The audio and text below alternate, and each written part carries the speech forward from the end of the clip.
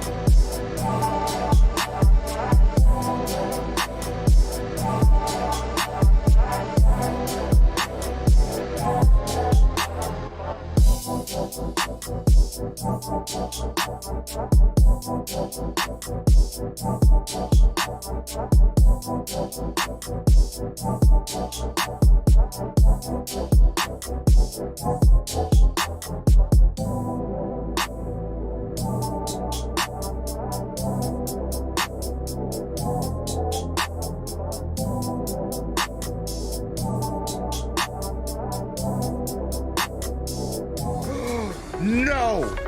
No! First one? First one? Oh, no! Come on! Come on! You, no, it's alive! It's alive! No!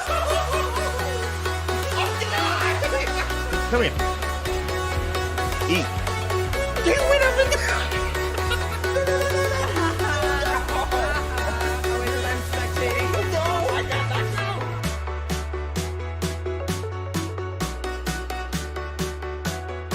Eric coming in, like everybody.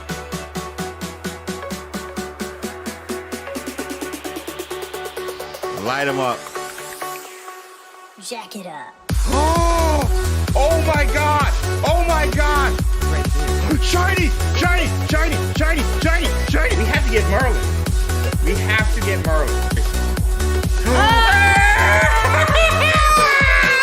What is it? What is it? What is it? Water orb, I have this. Done. Gabby, go. Whoa! Oh my God!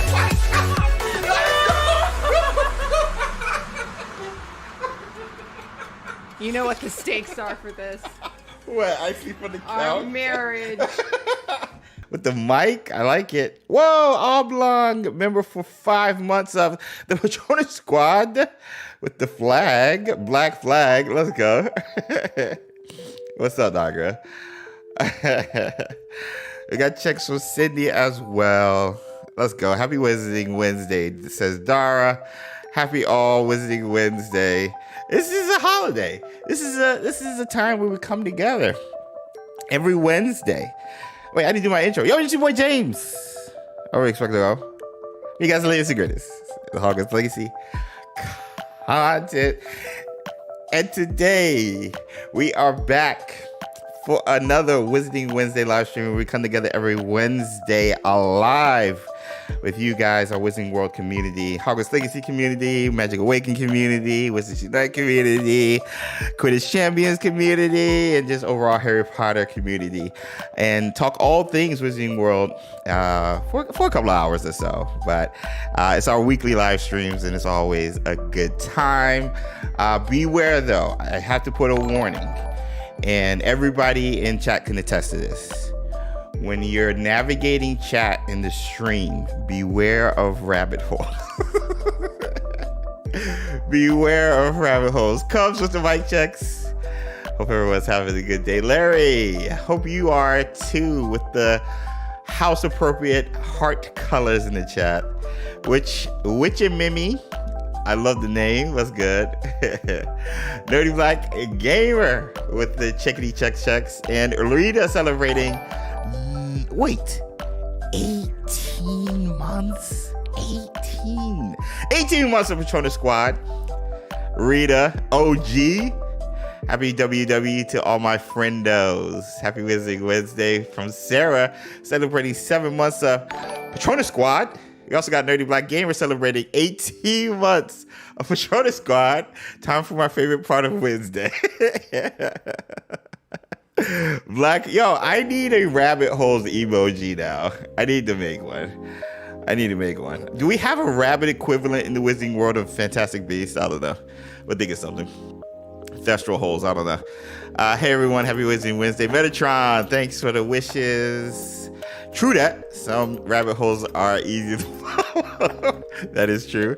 Rabbit holes lead to Wonderland. I love that sentiment. Well said, Becky. Well said. Picked up the new Harry Potter Wizarding Almanac. Yo, who has the Almanac? I've heard. I still don't have it yet. See if I can get to Wonderland. Plenty of rabbits to go around. But yo, thank you to all the members and everyone here alive. Thank you guys for joining us. What's on the docket today? First, we're going to talk some Wizarding World news. There's just a little bit of information and stuff in regards to the TV show. And of course, where is Quidditch Champions? But first, I want to get into the Easter eggs, which is the veil. And I don't know, I thought about it. I feel like I said it in the past stream, but it's sticking out more and more after our past conversation last Wednesday, which is the veil and it matching the archways, the ancient magic archways that we have to navigate through the Keeper's Trials, and how they are so similar. And there might be a reason why. So, yeah, we're going to talk about it like that. Basilisk holes. Is that a thing? Yeah. Basilisks are big enough to make holes, digging and stuff. Maybe. Rita. What's up, Professor Spells? Hey, y'all. Happy Wednesday. Danny! Fellow Hufflepuff. The Civil Queen herself. Almanac has some pretty good art from what I've seen. Yo, speaking of art, they announced the new Harry Potter Hogwarts for the Holidays, or Holidays at Hogwarts book dropping this year, which is very exciting. That looks amazing. We'll touch on that too. What I missed so far? Aaron, nothing. We're just getting the intros out the way and what you guys can expect on the stream for the next 2 hours. Talking about some Wizarding World updates. Harry Potter TV show, new book, Where's Quidditch Champions, but also getting into the rabbit holes and basilisk holes. That is the veil in ancient magic. So we're going to talk about that and how it could. We'll talk about it. You know, I already got like a long laundry list of things that is just like, James, where are you going with this? But we're going somewhere. So hold on to your seats, but it's going to be a bumpy ride, as the night bus will say. Dylan with the yo's is you're on wood. The pride of Hufflepuff. Get out of here with that. It didn't happen. He's not a Hufflepuff. Dylan celebrated 19 months of Patronus Squad. If you guys don't know, Dylan's referencing the new video dropped from Retro Raconteur. Bring you guys the latest and greatest in Wizarding World content with a deep dive into one of the mysteries in Hogwarts Legacy, particularly with Mr. Wood and how he's not a Hufflepuff and how he killed thousands of people in a maze. So we're not going to talk about that. That didn't happen in Hufflepuff history. Just saying. Oh my gosh. Also, there's a new Avalanche job posting retro posted. Yeah, I saw that for motion capture. So yeah, we'll touch on all of that. Just your thoughts. The job postings now, We'll talk about it. But first, let me say hi to everybody live. And if you're here on replay, be sure to drop down in the comment section below and let us know your thoughts on the topics we were covering during the 2 hours. And make sure you hit it with the Hashtag Replay Squad. We really appreciate and love to hear your insights if you were not here live. If you just arrived, welcome. Please remember to keep your chat positive, clean, and smash the like button. If we get 100 likes, you get to see your boy do a pirouette and stuff like that. It's fun.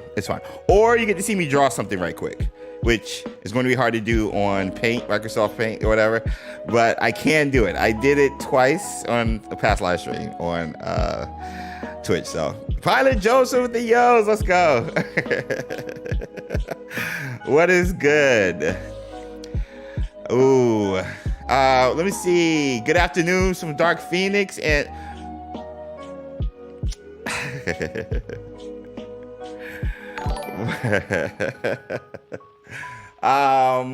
Martin coming in. Oh my gosh, hearts in the chat for Martin. What the actual Merlin's beard? Oh my gosh. Coming in with the gifted Mimbies. Let me get my gifts. Gifties and teddies in the chat if you have access to emotes. Let's go over this right quick. Welcome to Patronus Squad. Nagara, Nikki Angie, welcome to Patronus Squad. Larry and White, welcome to Patronus Squad. We also got Amelia, welcome to Patronus Squad. We found you. Polly Joseph, welcome to Patronus Squad. Maximilian, welcome to Patronus Squad. We also got, oh no, I'm behind. God, what is that? Paradox Gaming, welcome to Patronus Squad. Danielle, welcome to Patronus Squad. You also have King of the North, love the name, good to see you. Welcome to Patronus Squad. There we go. So God, Diablo Lord of the Darkness, welcome to Patronus Squad. I feel like they change the name all the time. Headed to pick up my kiddo from school. I'll be lurking in school, picking up late. I love it. Say hi to the little ones from us, Texas Chica. Thanks for spreading the lumos in the chat. If you were just gifted a sub, a membership courtesy of Martin, make sure you say thank you to Martin. And also, make sure you take advantage of the emotes that you have during our Wizarding Wednesday live stream and our secret channel, which I will be posting later tonight in there and on our memberships tab for plans for the weekend and new merch dropping on the channel. And you guys, Patronus Squad, will be getting a specific discount, a 25% discount on our new merch and stuff. So I'll announce that. I'll have a graphic and everything for you guys. So it's just in time. This is perfect timing. Oh my gosh. Amelia, how did I find you? I have no idea. Ancient Magic maybe, because Amelia's been gone for a minute. It's like Patronus Squad auction, right, Jerry? Enjoy the benefits. Exactly. Welcome to the squad. Welcome to the squad. We call ourselves Patronus Squad because you guys continue to bring Lumos in such a variety of ways. And since our logo is a Patronus, we try to represent positivity, which is what you need. Happiness, a good memory is what you need to cast the spell in the first place. And in a world that might have some darkness, depending on where you're from or what you're dealing with and stuff, we hope hanging out with us, the content we create, and even the platforms we have for you guys to connect with each other brings a positive vibe for you guys. Happy memories. That's the Patronus. So, yeah. That's our theme. This is what we're all about, and having some fun along the way. So if that's something you guys are down for, if that's something you guys are into, if that's something you guys enjoy, whether you join in Patronus Squad or dropping a like or hitting the comment section, all that helps our drive to spread positivity and protect those from the mentors or the darkness that might be around. This is a safe place for everybody. So that's what we're all about. That's what we're all about. Speaking of safe place, one of the OGs who keeps it safe for over 3 years, Cindy Sea Wolfpack, celebrating 17 months of Patronus Squad. Squad discounts, yes. You already have it already, but I got a new one for the new merch that's dropping tomorrow. Again, I'll make an announcement for that for you guys and stuff. We touched on it last night a little bit before our podcast, so yeah.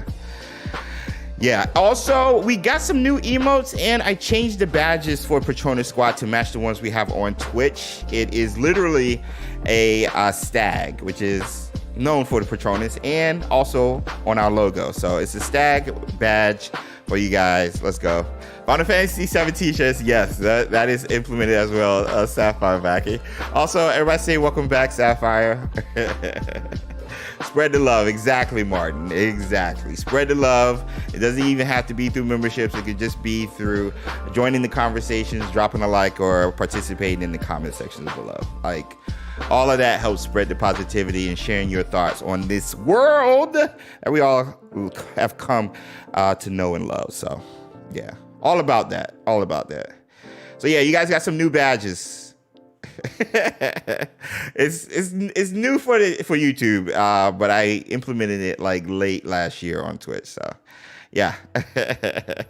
But that being said, let me say hi to everybody right quick, and then we're going to get into some news. All right, we're going to get to some news, and then we're going into the deep dives. And I need you guys to have your aluminum foil hats that are shaped like a wizarding hat. I need you guys to bring them out. So we're going to go over some news, and then we'll get into it. So first, let me say hi to everybody here live. We got Alexis, then we got Amelia, Patronus Squad, Angelica, aka Corgi Chica, Patronus Squad, Astral Knight, Becky, Seawolf, and Danielle, 3 members of Patronus Squad. Then we got Dara, White Star, Patronus Squad, Fires, also Janet, Jerry, Larry, Patronus Squad, Lauren, and then Magica Martin, Midnight Hunter, Danny, Dark Phoenix, Nagara, Perez, Pilot Joseph, Rita, Sapphire, Sarah, Streamlabs, all members of Patronus Squad, and then we got Thomas rounding it off.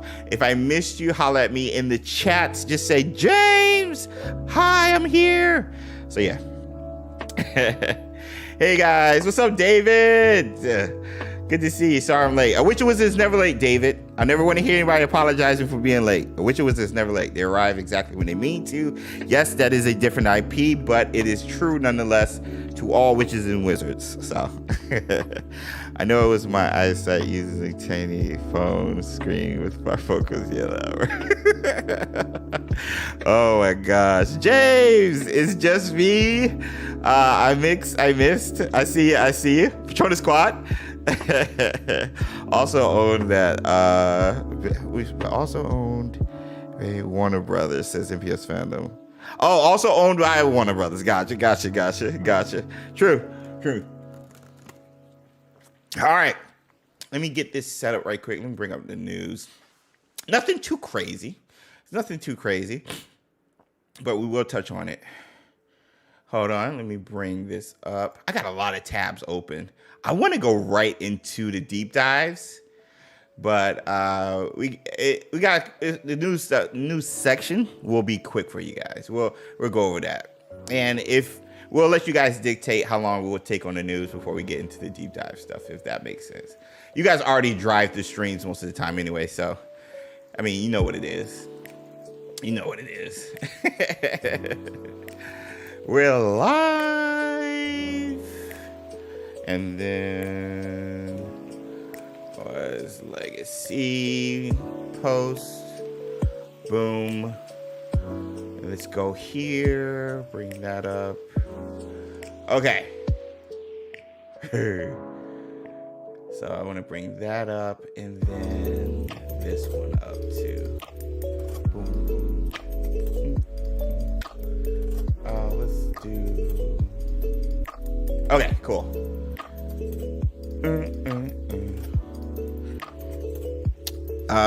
You're late. Use a time turner. Yeah, time turners are a thing. All right, yo's in the chat. Let's get into the news.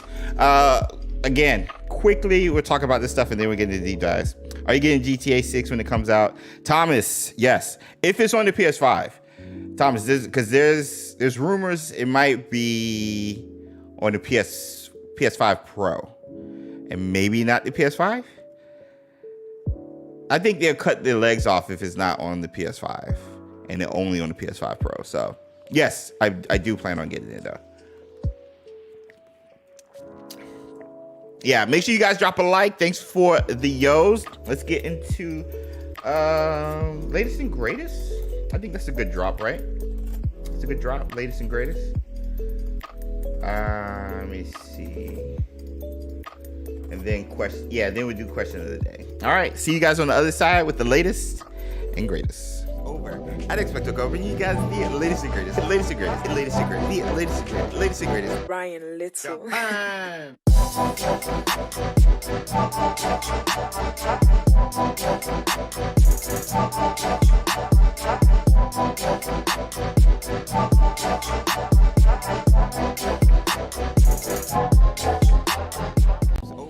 Mic check, check 2 and 2. What you gonna do when we got some Wizarding World news for you? Bars. We are back with the latest and greatest in regards to Wizarding World. And first, we're gonna start over here with the Rolling Library. If you guys aren't already, be sure to follow them. They cover all things Wizarding World, and specifically J.K. Rowling in regards to her other titles that she's written about and stuff, but mostly Wizarding World. But we have a trailer for Max. Now, you might think, what does a trailer and Max have to do with anything Wizarding World? But for those of you guys who might not know, the new Harry Potter TV series is going to be exclusively on Max, previously known as HBO Max. And it looks like they're gearing up with promo already, at least with hints. Now, this is in a different language, so and even with the music, I don't want to get any copyrights, but I just want you guys to pay attention to what they show immediately when the trailer drops. Merlin. Remember, you don't need the live stream to keep on top of all the latest and greatest. Join us on Discord. Yes. Why would you not release GTA 6 on PS5? I don't know. This is the same person who was also over at Rockstar who was saying that the game needs to be very expensive. So, all right, let's look at this trailer right quick. Let me see if I can blow this joint up. Watch again. And wait, let me pause the music. Pause. All right.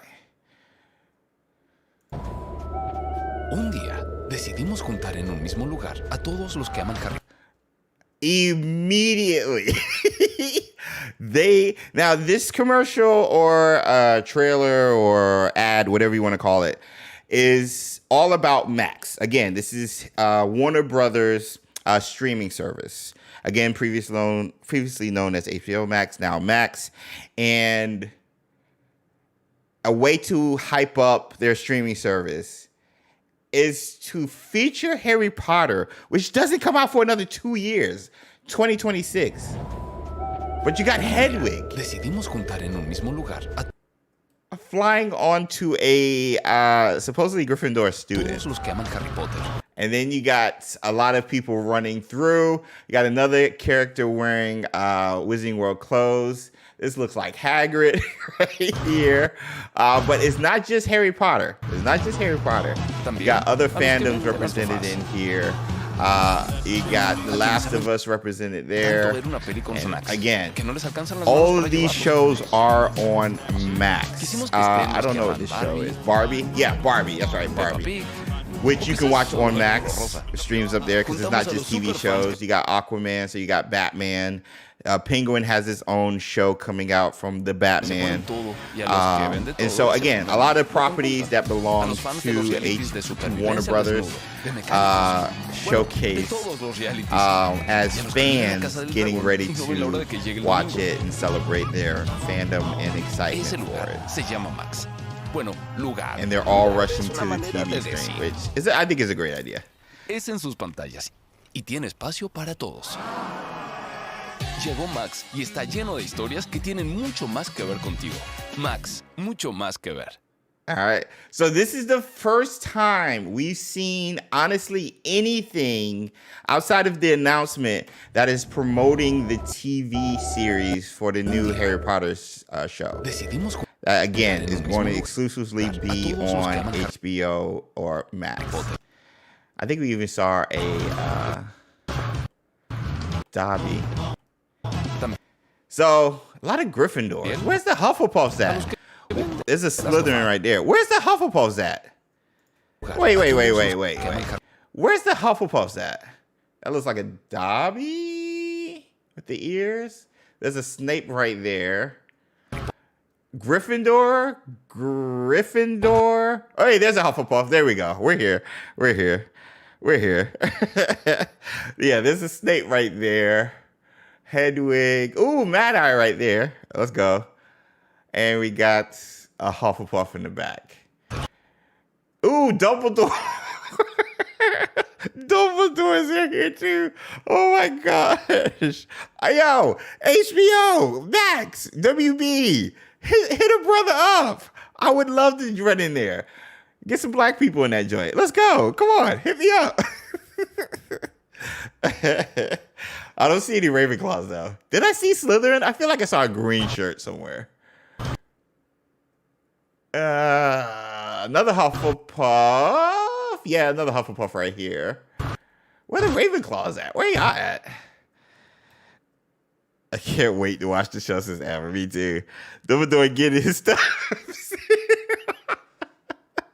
Oh my gosh, Alaska. Yes, get the steps in. Let me see. That's a blue backpack. Oh, Slytherin right there. I think green shirt. Slytherin. He doesn't even have a logo though. He's just wearing a green shirt. Yeah, yo, it's it's Hogwarts Legacy all over again. we see everything except the Ravenclaws. Where the Ravenclaws at? I thought this was, but that's a backpack. She's wearing red. Where the Ravenclaws at? It's Hogwarts Legacy all over again. Hashtag justice for Ravenclaws. Also, Retro Rockateur in the house bringing you guys the latest and greatest. Make sure, if you aren't already, go follow Retro. Well, Retro's trying to get 100,000 subs by the end of the year. I'm trying to get 50. So make sure you go follow, check it out. You will not be disappointed. And I don't just say that because I know the guy and he's giving me all his secrets and stuff. He's actually a great content creator. But no, go show some love, Retro Rockateur. If you guys don't know already, go show some support. He's also going in depth on the TV shows, giving you guys the latest and greatest as well. No true companions for Ravenclaws getting the short end of the stick again.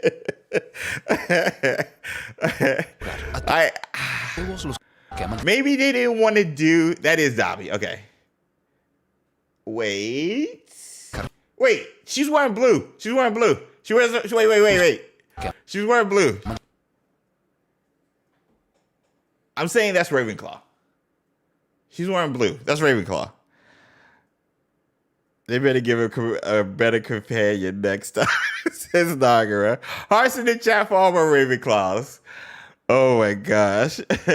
Yo, I'm saying that's Ravenclaw. I'm claiming it. That's you guys right there. That's your rep right there. Hagrid. Yeah, that's your rep. I don't know who this guy's supposed to be. He's not even wearing a robe. That's not Ravenclaw. I'm saying this blue. They're wearing blue. I'm saying that's Ravenclaw. That might be a hint of a blue tie, maybe. That's Ravenclaw.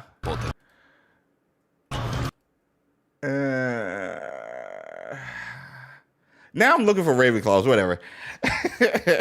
Who will be our next enemy in Hogwarts Legacy 2? Beardo Gaming. Sebastian will be one of them. What? Sebastian. I think there's a big bet. There's another big bad. I think it won't be as...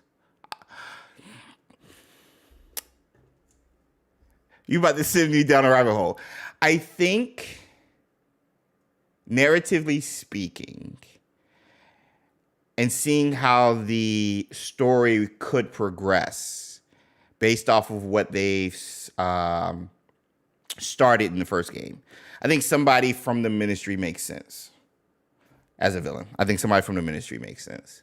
Obviously, it won't be anybody at Hogwarts currently, and it doesn't seem like anybody out in Scotland. So I think it has to be somebody outside of like where Hogwarts is or Hogwarts immediate area, outside of like Sebastian or whatever.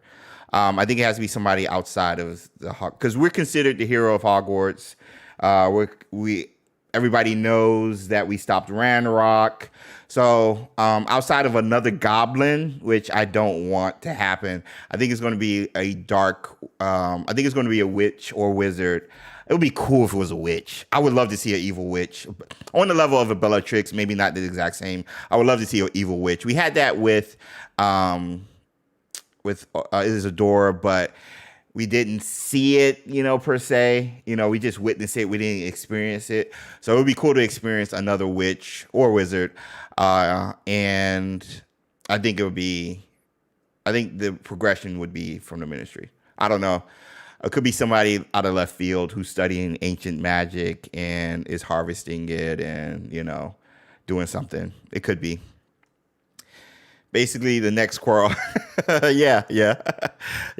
This house will always be represented. No, the more popular house would always be represented. Popular does not always mean the best. But anyway, it looks like Max is going full speed with the hype for the TV show.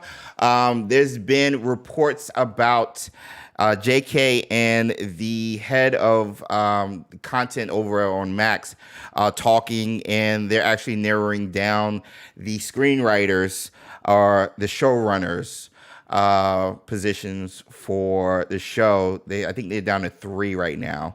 And so once they pick one, then they're going to go with that pitched script or at least outline story for the show, and then start getting more into the script and then casting and stuff like that. So things are picking up. Like, you got to think about it. If it's going to drop in 2026, we got to get a trailer in 2025, which means they got to start shooting sometime by the end of the year to sometime next year.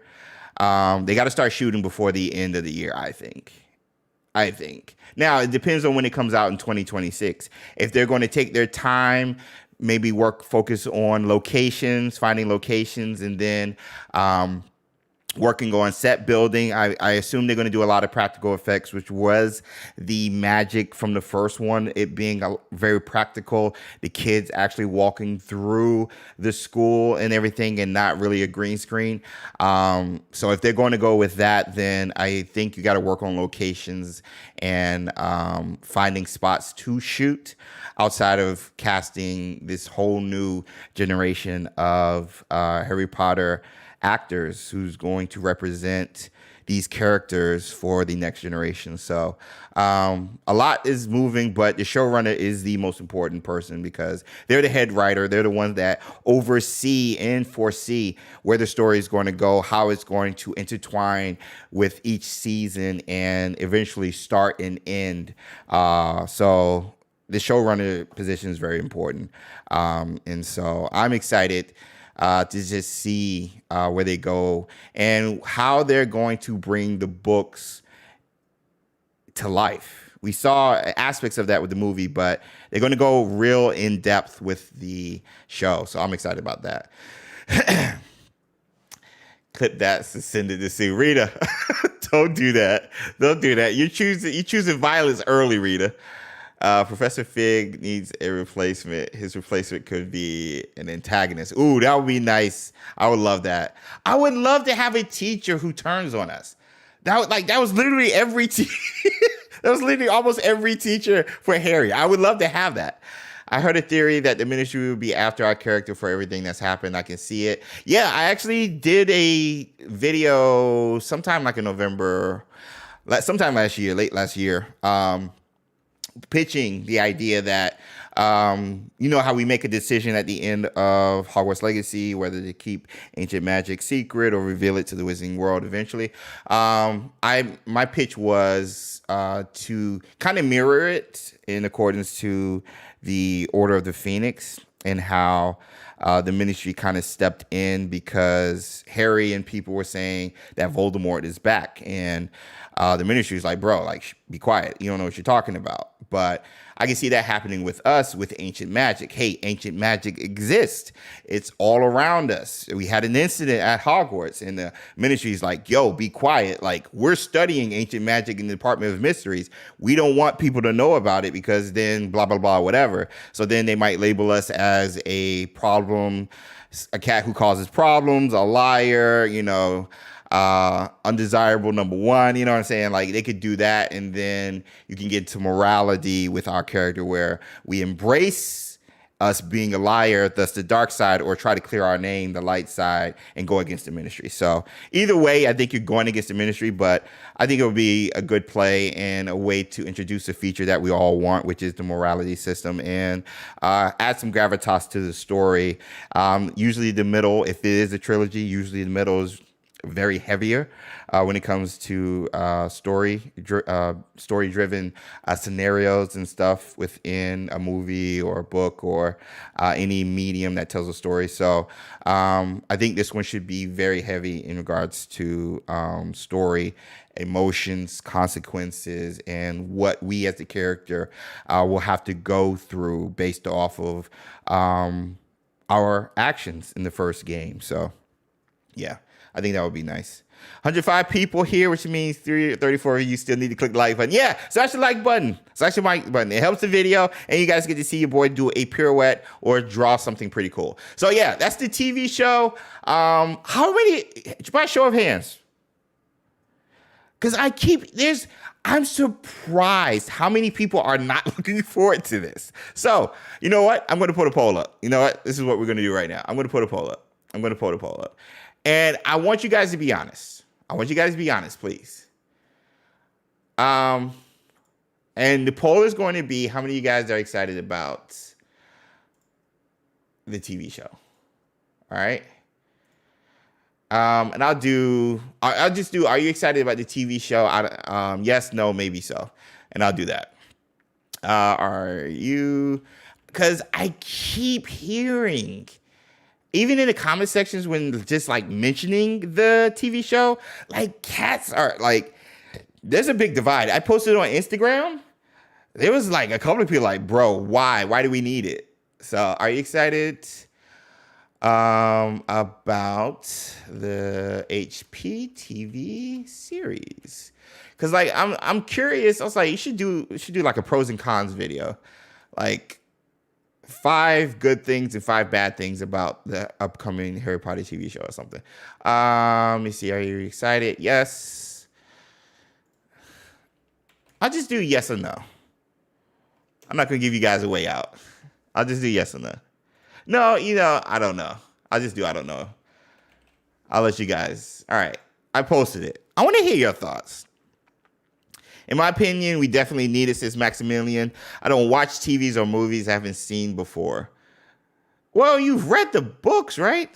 Lauren says they're excited. I'm looking forward to seeing a book-accurate adaptation, says Joe Mack. Also, shout out to Joe Mack. What's up, Joe? I didn't know you were here. Go show some love to Support Crow over on YouTube, another Hogwarts Legacy content creator who's diving into Dragon's Dogma pretty soon, too. Dragon's Dogma 2. I never played the first one, but Stargazer Tim is getting me on that. And both good and bad gameplay would be compatible with having Dementors after us, if that's a plot line. Veritas Mind, I totally agree. I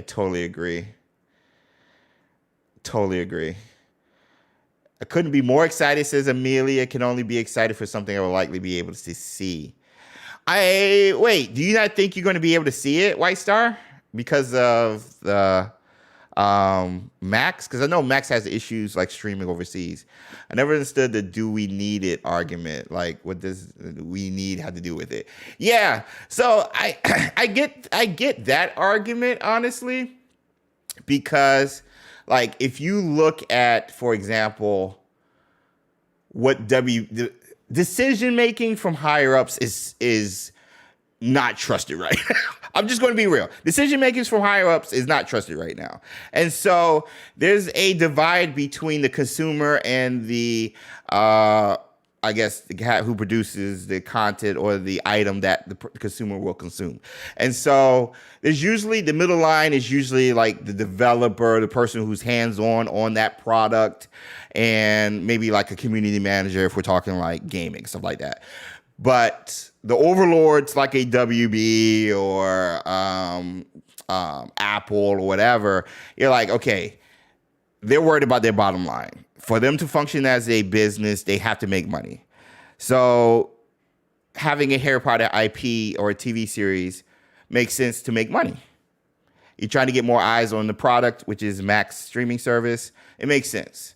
But as a consumer who you saw what happened with Fantastic Beasts and who you saw what happened to other IPs under that umbrella that might be WB, there might be some distrust there. So I understand the do we need it, because we know why the overlords or the higher ups might want it, and it's money driven. Max better make sure they're out in the UK by then, bro. Right? Like, how are you going to have a Harry Potter series and not have it in the UK? Exactly. Let me see where we're at. Let me see. I'd be more excited if it was animated. Brian, me too. I'd prefer animated. It's different enough. I'd prefer animated. But for whatever reason, the general public does not respect animation. They don't. Now, you have movies like Across the Spider-Verse, those two movies killing it. And even like, Pixar movies are well respected, not only amongst the kids, which is usually their demographic, but amongst adults. There's usually a connection with those movies. But Clone Wars, for example, for Star Wars, nobody watched until like it got big and they heard Ahsoka was coming out. Then it got repopular again. But like I know so many people who never watched Avatar, and it's now a live action series on Netflix. But Avatar is amazing, great storytelling, silly at times, yes, but a great undertone in regards to lessons for everybody, kids and adults. So it's just animation. A lot of people don't respect animation for whatever reason as a medium. Max is not in the UK. I heard Max is not in the UK. That's what I heard. In Germany, it's running over Sky's stream service, and I don't know anyone who has this. Oh, really, Phantom? Animated would be nice, Don Bluth style maybe. Oh, Astral, 10 points to your house. The reference to Don Bluth, I don't even know how many people know Don Bluth still. I watched all of his movies. Good call. Animated is amazing, says Sapphire. There's still a huge stigma with animation exactly being a kid's thing, and it's definitely not. Look how huge anime is. Thank you, Becky. Animated would be dope. Agreed, Nick. Like, you could do so much with animation. So much more. You're limited with live action, at least by budget. Is anyone else in here an absolute Atlas stan? Yes. Avatar: The Last Airbender. Yes, my kids just watched the series over holiday break and love it. My Hero Academia is good anime. Oh, don't get me started on anime. Max will surely be out in the UK by then. If not, they're leaving so much money on the table. They're leaving so much money on the table now. But yeah, 2026, for sure, they got to be out there.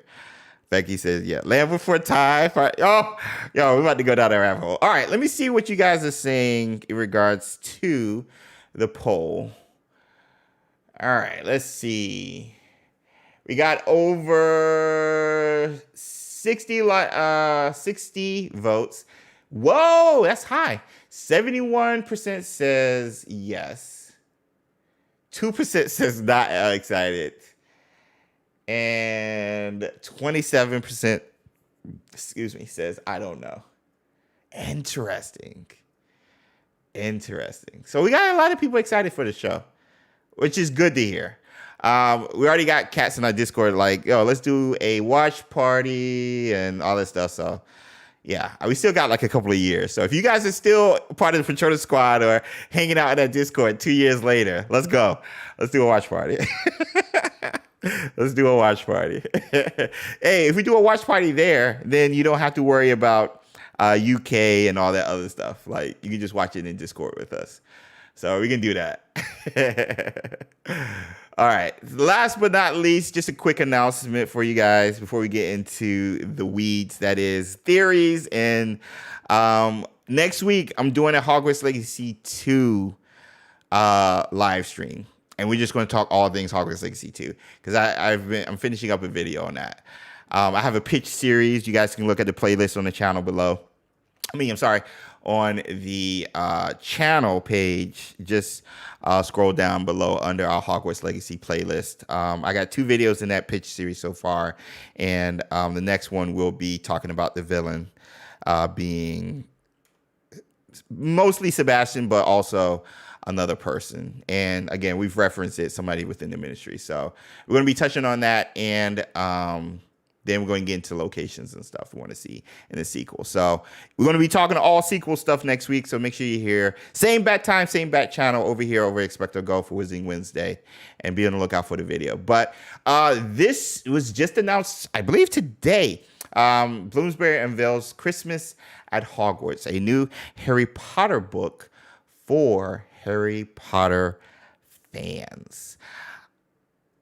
I got to get this. We were just talking about the Atlas, earlier. And oh my gosh, the art. Can I zoom in on this?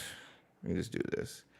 The art looks so good. Illustrated by Z-Grow. UK cover not final, which is usually the case. It's inspired by Philosopher's Stone, which, yeah, I mean, everybody who watched Sorcerers or Philosopher's Stone, it's funny they have Philosopher's Stone because this is the UK one, but everybody who watches the first one is like, this is a Christmas movie. Like, happy Christmas, Harry. Happy Christmas, Ron. But yeah, the artwork just looks, seeing this, I'm just like, we need a seasonal control with the update for Hogwarts Legacy. We need that. Just so, again, we can change the seasons based on real life and, have the Christmas tree in Hogwarts in the Great Hall during the holiday season. Like fall, Halloween. So we can have that. Like, the artwork is stunning.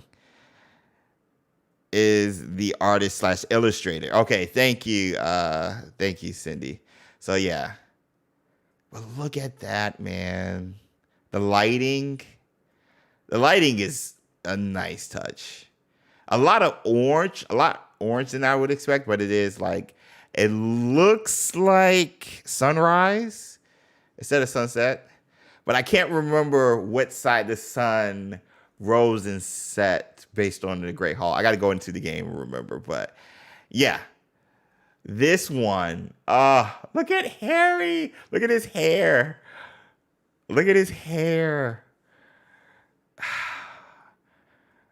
It's so good. Yeah, we're copping this. We got the illustrated editions of the books. The kids have enjoyed. Those are mostly Sue's though. So I bought those for Sue, but she's sharing with the kids sometimes. But yeah, how many of you guys are copping this? Golden sunshine. I mean, yeah, golden. It's either golden hour with the sunset or sunrise. I think it looks like golden hour because it's just how orange it is. But I don't know. Sunrise at Hogwarts just hits different.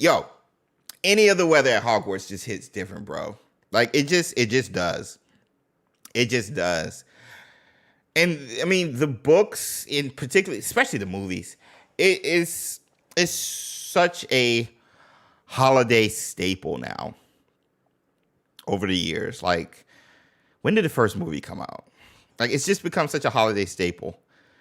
And so, yeah, this was announced today, and more money I'm spending on the Wizarding World that I already have spent already, but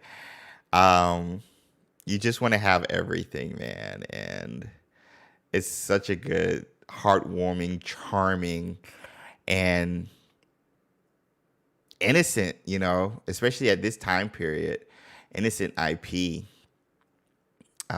Particularly with Harry in the first book, like he's experiencing the Wizarding World for the first time, just like us, and obviously we're experiencing it through him. But this was a crazy and magical time to just experience like the magic Hogwarts and the Wizarding World brought, and so to celebrate the holidays specifically, yeah, this is definitely a Christmas gift for sure. Or a holiday gift, depending on what holidays you celebrate. Well, got to go put up Legacy, Alexis. I usually take golden hour to be sunset, but it depends on the weather for each sunset and sunrise. Same Magica. Golden hour is sunset for me. Whenever I vlog like Wizards Unite and stuff, I make sure it's always golden hour between like 5 and like 7 o'clock. So I would love a spell in Hogwarts to change the seasons. Yeah, we need to find a way to change the seasons. I hope they give us a feature like that this summer, alongside like a photo mode or something. I'm not expecting anything big. We talked about this during our panel. Andy Reloads, shout out to Andy. Check out his content. He got me going a little bit when it comes to if we're getting like an actual big update DLC, but I'm still not completely bought in, but I am more bought in than I was because of his pitch and reasons why we need it. So yeah. But yeah, Christmas at Hogwarts coming to a store near you. Be on the lookout. Once we get more updates on this, we'll definitely touch on it on Wizarding Wednesdays and stuff. But yeah, it's pretty exciting. It's pretty exciting. I love art, man. Yeah, such a good artwork. Where can we buy the book? It doesn't say yet because it won't come out till later this year. Let me see. It's a great question. World, blah, blah, blah. Okay, scheduled for publication on October 15th of 2024. This tome promises to enchant readers. So we got a release date, but nothing where. I'm assuming where you buy your books. I'm assuming like a Barnes & Nobles would have it if you're in the U.S. Excuse me. I don't know where in the UK you guys normally buy books. Let's see if you got more information down here. Ooh. In the United States, the book will be priced at $19.99, while the Bloomsbury edition in the United Kingdom will retail for £16.99. This hardcover edition comes complete with a dust jacket and spans 48 pages. My gosh. Wasn't that about the same amount of pages for the art book for Hogwarts Legacy? Or was it like 68? So yeah, they don't go into where you can buy it. But if you guys want to check this out, I'll be sure to leave a link in the description below, especially for those of you guys watching this on replay. So I got you guys. I got you. It says you can pre-order on the site, but just I'm Just Me says it's not working for them. UK's probably Waterstones or The Works as the store where you can buy it, says Becky. So we're getting some insight from our UK Witches and Wizards in chat. How to buy the book. What's up, A. Ramos? Good to see you. Happy Wizarding Wednesday. I just started collecting illustrated books, so I'll definitely be getting this. Yeah, illustrated books are so good.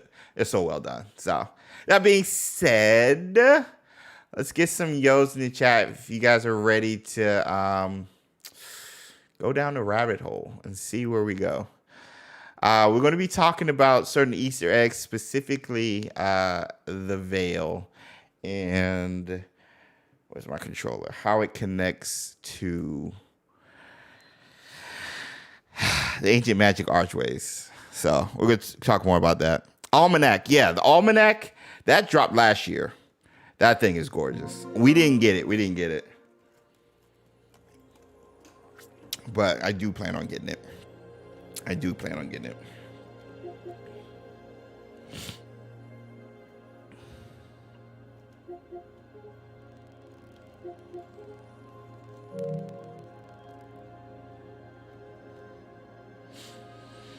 Niffler hole. Ooh, that's what we should call it. Yes. Great idea. Niffler hole, Sydney. Yes. Yes, I love that. All right, we got Yo's in the chat. Let's do a question of the day as a drop. These drops help me with the timestamps, so I know when to add a timestamp at certain sections of the video. So for those, again, watching a replay, whether you're rewatching it after joining us live or watching it for the first time, it'll be easier to navigate the 2 hours. So let's do question of the day. There we go. All right, I'll see you guys on the other side with question of the day. So, question of the day.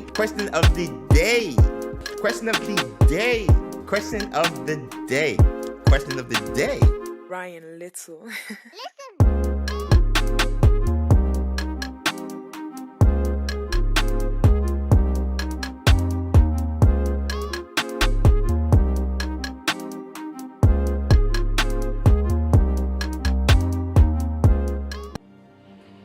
All right.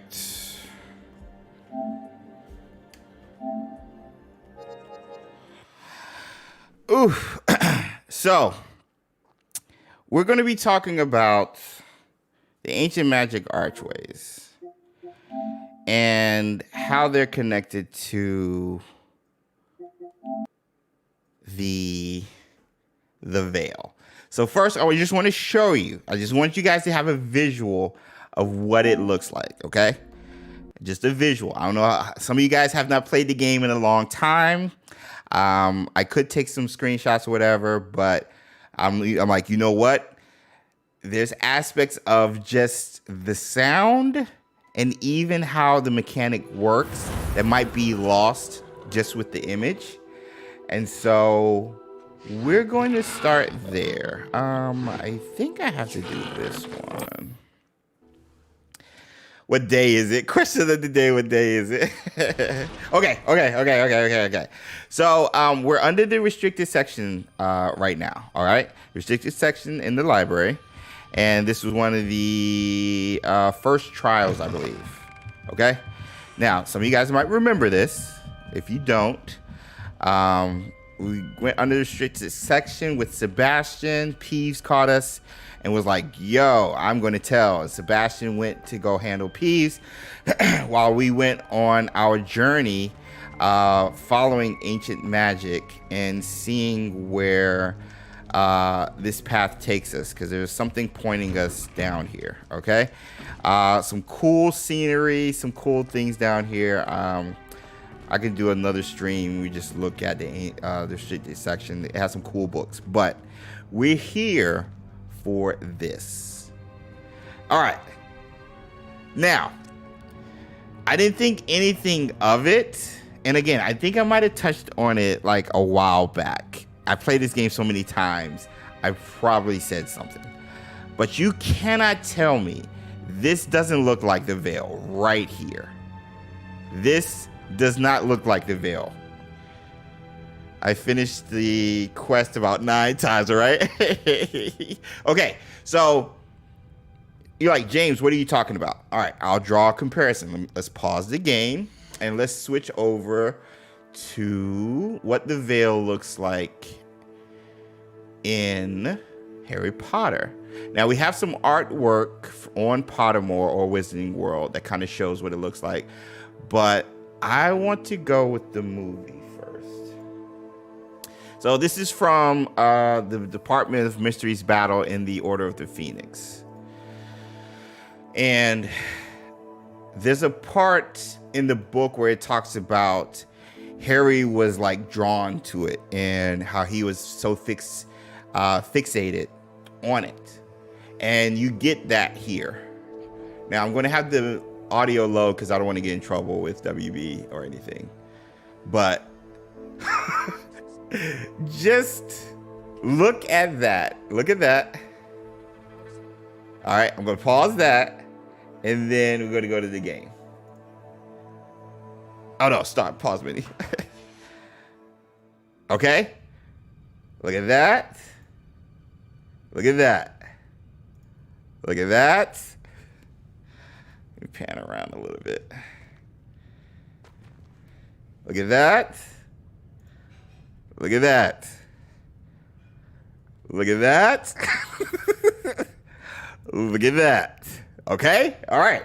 And it's funny because both of these objects are under the veil, obviously under the Ministry of Magic.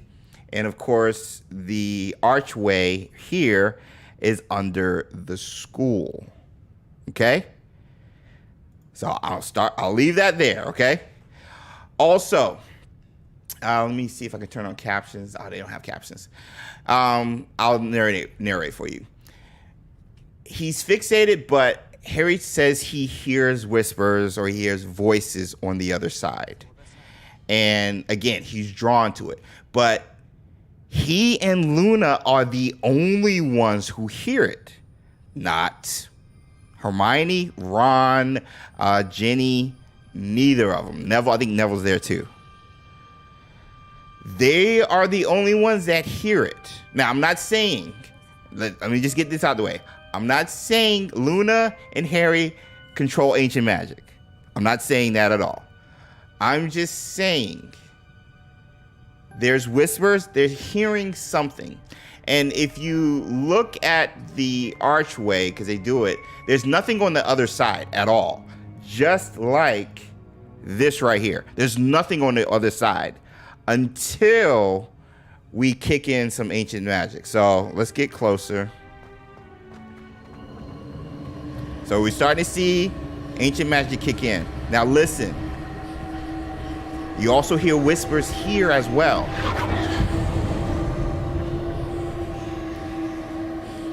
Can I turn it up?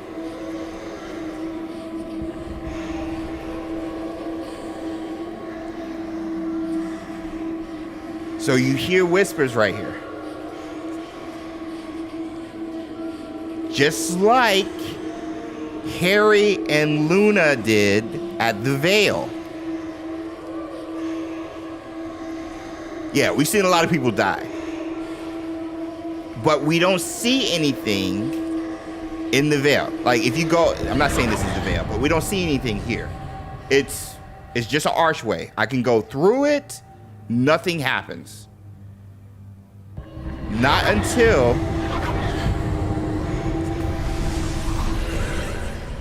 I summon ancient magic and we can go through and there's an entirely different location.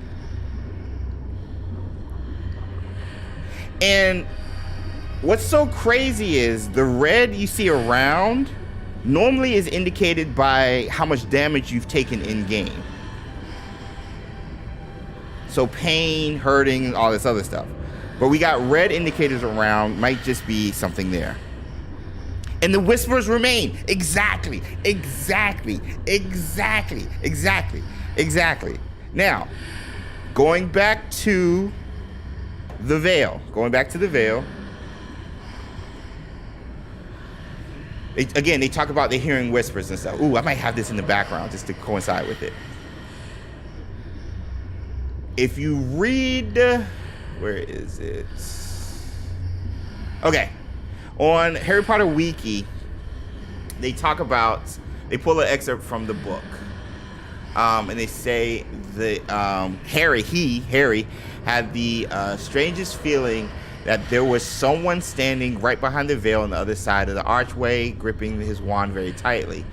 He edged around the archway, but there was nobody there. All that could be seen was the other side of the tattered black veil.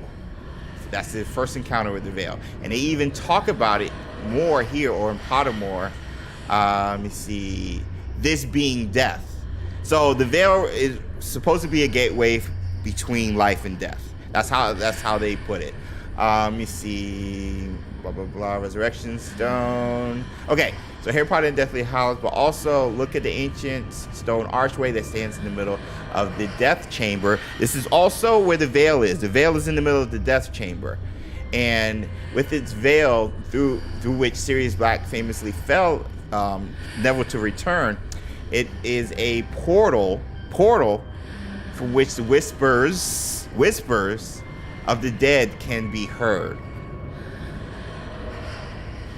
I think if any of them could control or use ancient magic, I think they'd be able to see through their veil. Just like we can here. I think they'd be able to see the other side. And we know there's another side because Harry was there when he talked to Dumbledore. There's evidence of that even with the ghost being a thing. And so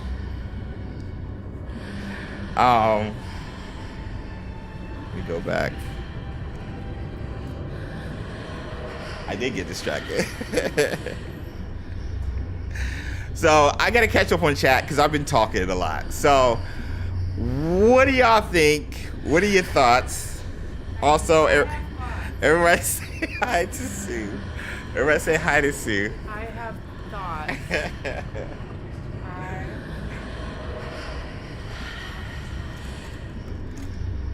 thoughts. You have thoughts? About it. What is it you have thoughts about? Oh, I don't want to like talk over everybody else, so I'll wait until I hear everyone else should have a chance to speak first, and then I will share my thoughts. Okay. All right. So, I will share my thoughts. Okay. Chat, get ready. Essentially, what I'm saying is the veil, the famous veil from under the Department of Mysteries, is similar, or if not the same, as this archway right here in the game. It's not the same. Is that what you're saying? No, I'm saying it's similar, if not the same. Oh, you're saying similar and not the same. Yeah. To the veil. So what you're saying is our character is dead for the entire game. No. Because we start out by going through. No. We were dead the whole time. What I'm saying is, I never. no, that would be horrible. That would be horrible. We died, or when George died, this whole story. Oh my gosh. No, what I'm saying is this archway leads us to another section that is not visible, only visible through ancient magic. Mm-hmm. And I think just like the archway, it's a portal to, it leads us to another part of whatever, maybe of the same area, that is where death, the realm of death, where ghosts and whatever and other people hang around. Because Harry and Luna talk about hearing whispers and everything. The cat's in here. I left the door open. And they talk about hearing whispers. We hear whispers here with whenever we use ancient magic and stuff. So all I'm saying is there's a connection between these archways and what the veil represents. And with both being underneath a very old place like Hogwarts and like the Ministry, I think there's some merit to it. And if not, it could be a nod to the veil that the developers created when they made this mechanic in game.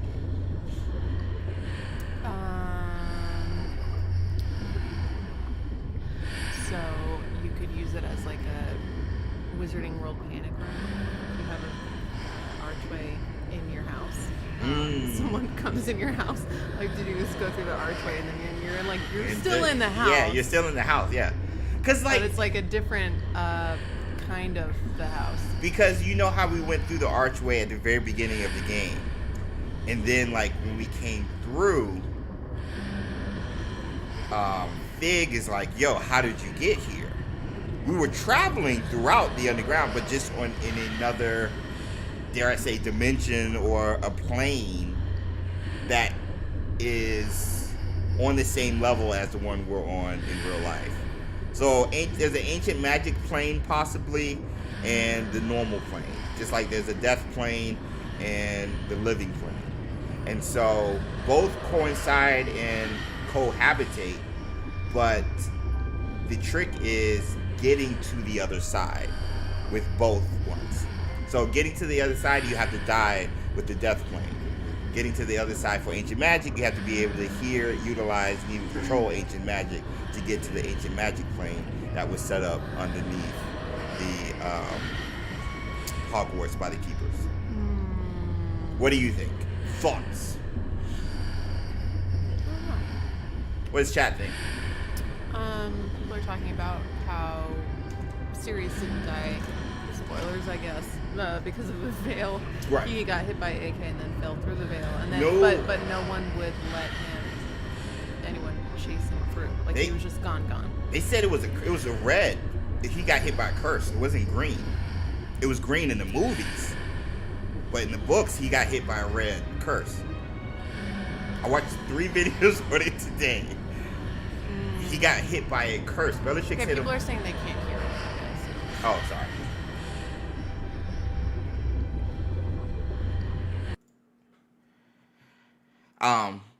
He got hit by a curse. And then he fell in. He fell in. So he did die from the veil. From going into the veil, but he didn't die before.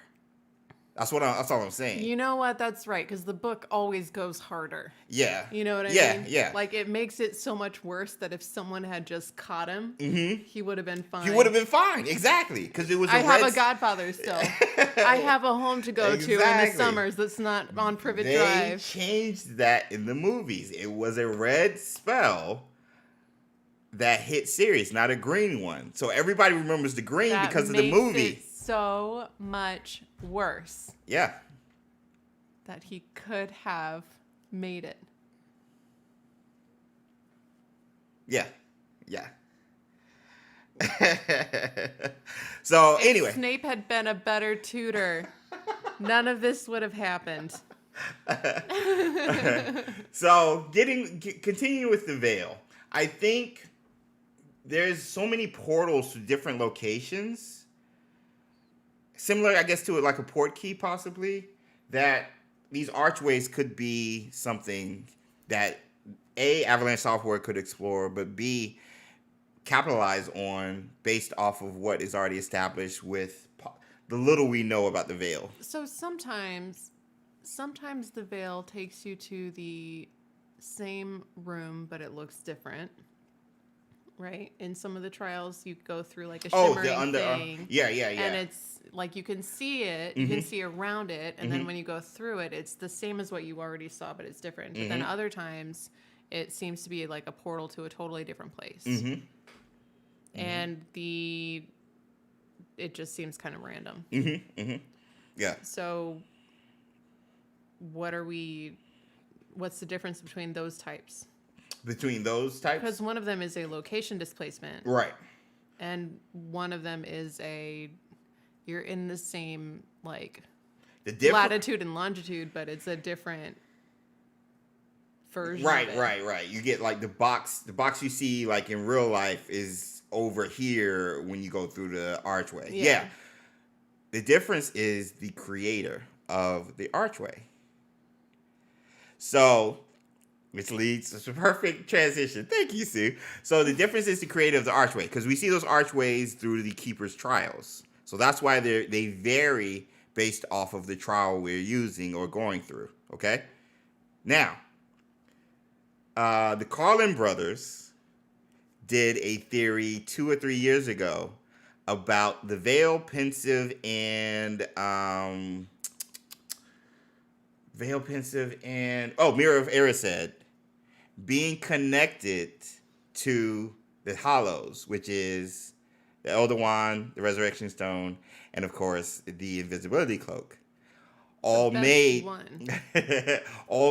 by the Peveril brothers. Mm-hmm. Okay? So this is where I get into what? Rita said if Voldy sent one of his Horcruxes through the veil, would he be unkillable? Bro, that's what I'm saying. Now, he would have to try and get back. You have to figure out how to get back, but if he could send it through a archway or veil or whatever you want to call it, then he should have just made it a random pebble on a random seashore. Oh my god! And just dropped it into the bottom of the ocean and hope somebody. That's the best bet. And then he wouldn't be able to find it, but that's okay. Is it though? I would have been. What's the point of splitting your soul if you can't find it? All right, let me see. Sorry, I interrupted you kind of mid-flow. No, it's fine. What's chat saying? People are agreeing on the Super Carlin brothers.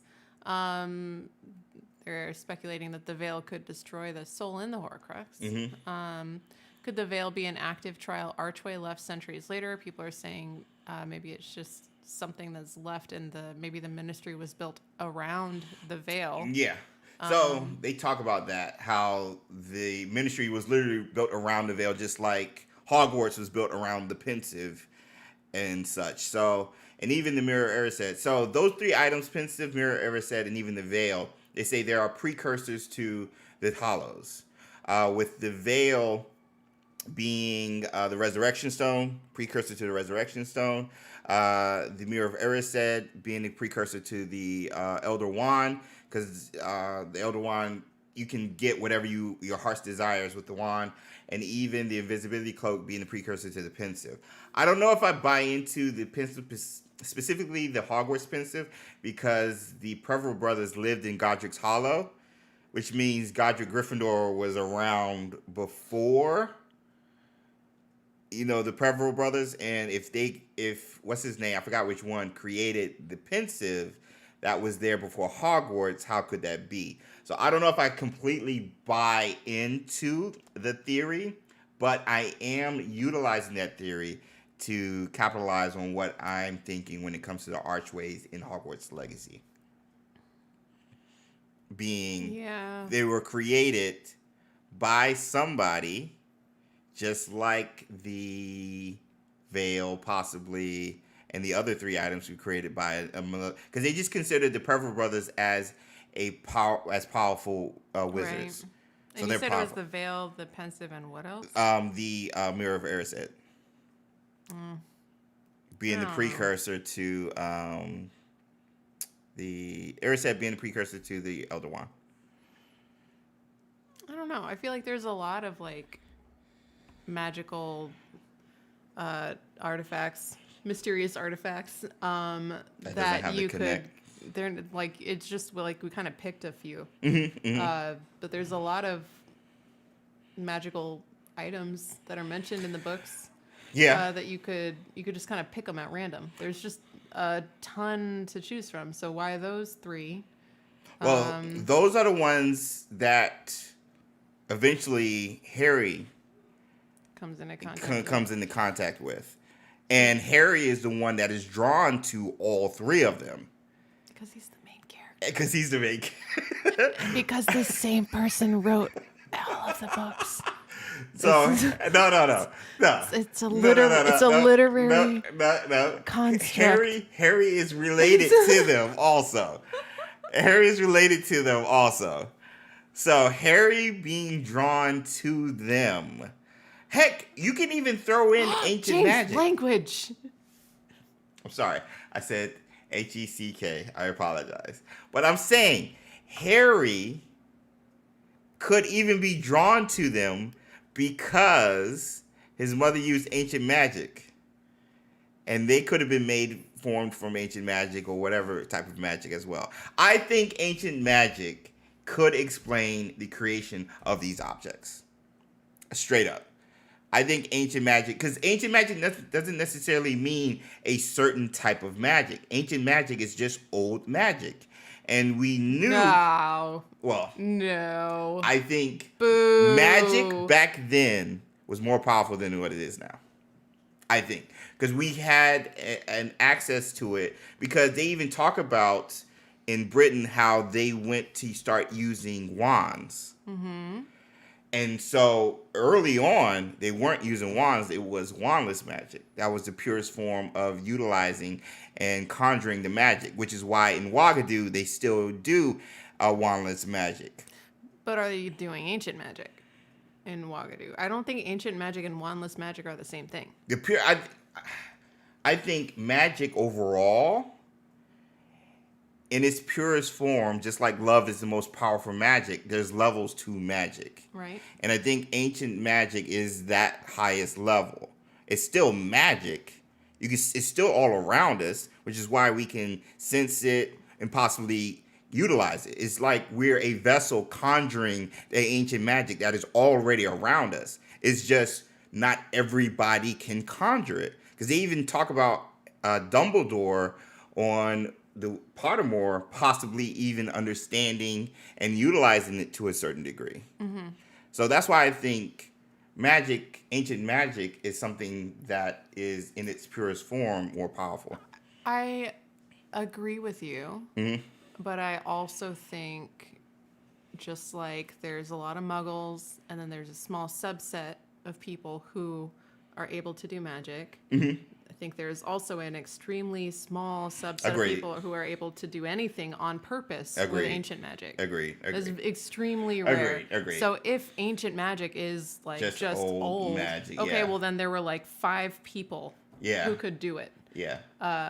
And so they would have been like super powerful, but no one else would have had access to it. So if wands were the way that people figured out how to access or control the lesser magic, that's pretty cool. But I will point out that Wizarding World magic is pretty limitless. You don't run out of energy. Right. You don't have to recharge. It's just like you'll get sleepy because you're a human and you need to go to sleep. Your body is a thing. Yeah. But you don't run out of magic. No, I don't think so. So even the non-ancient regular magic is pretty unusual. Yeah, agreed. If you're thinking like fantasy magic stuff. No.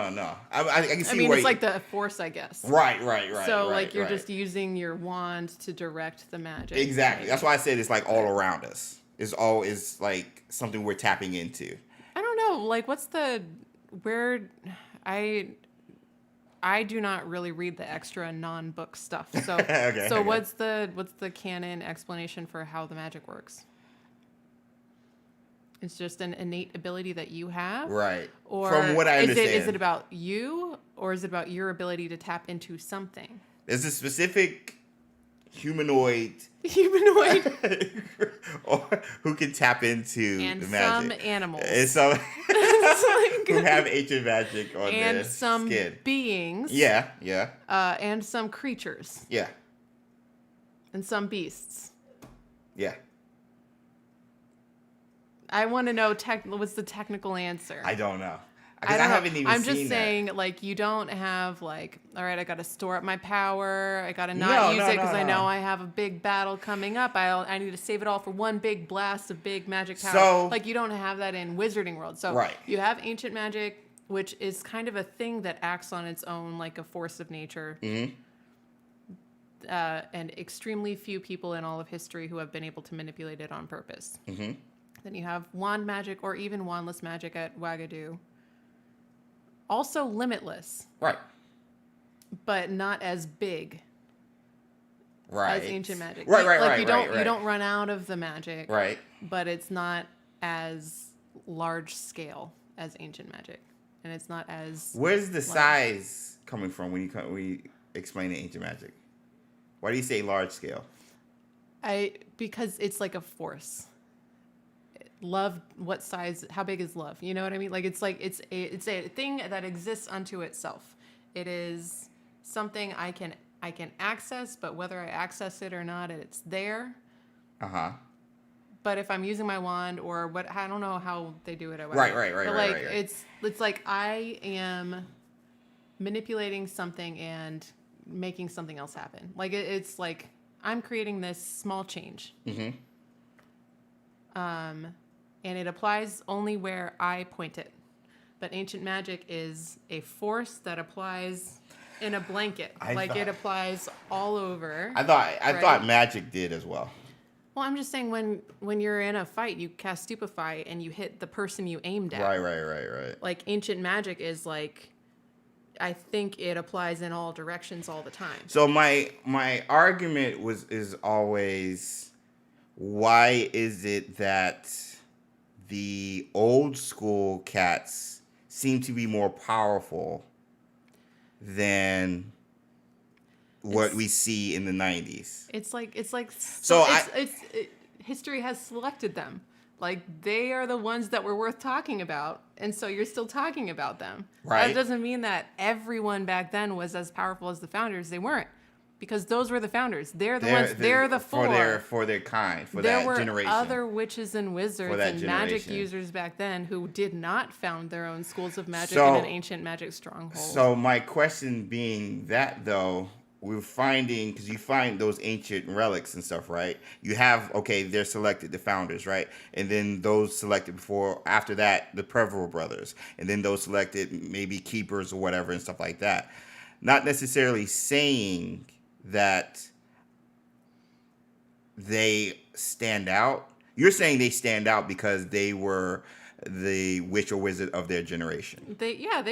Like Hermione you talk and Ron. about the outliers. Yeah.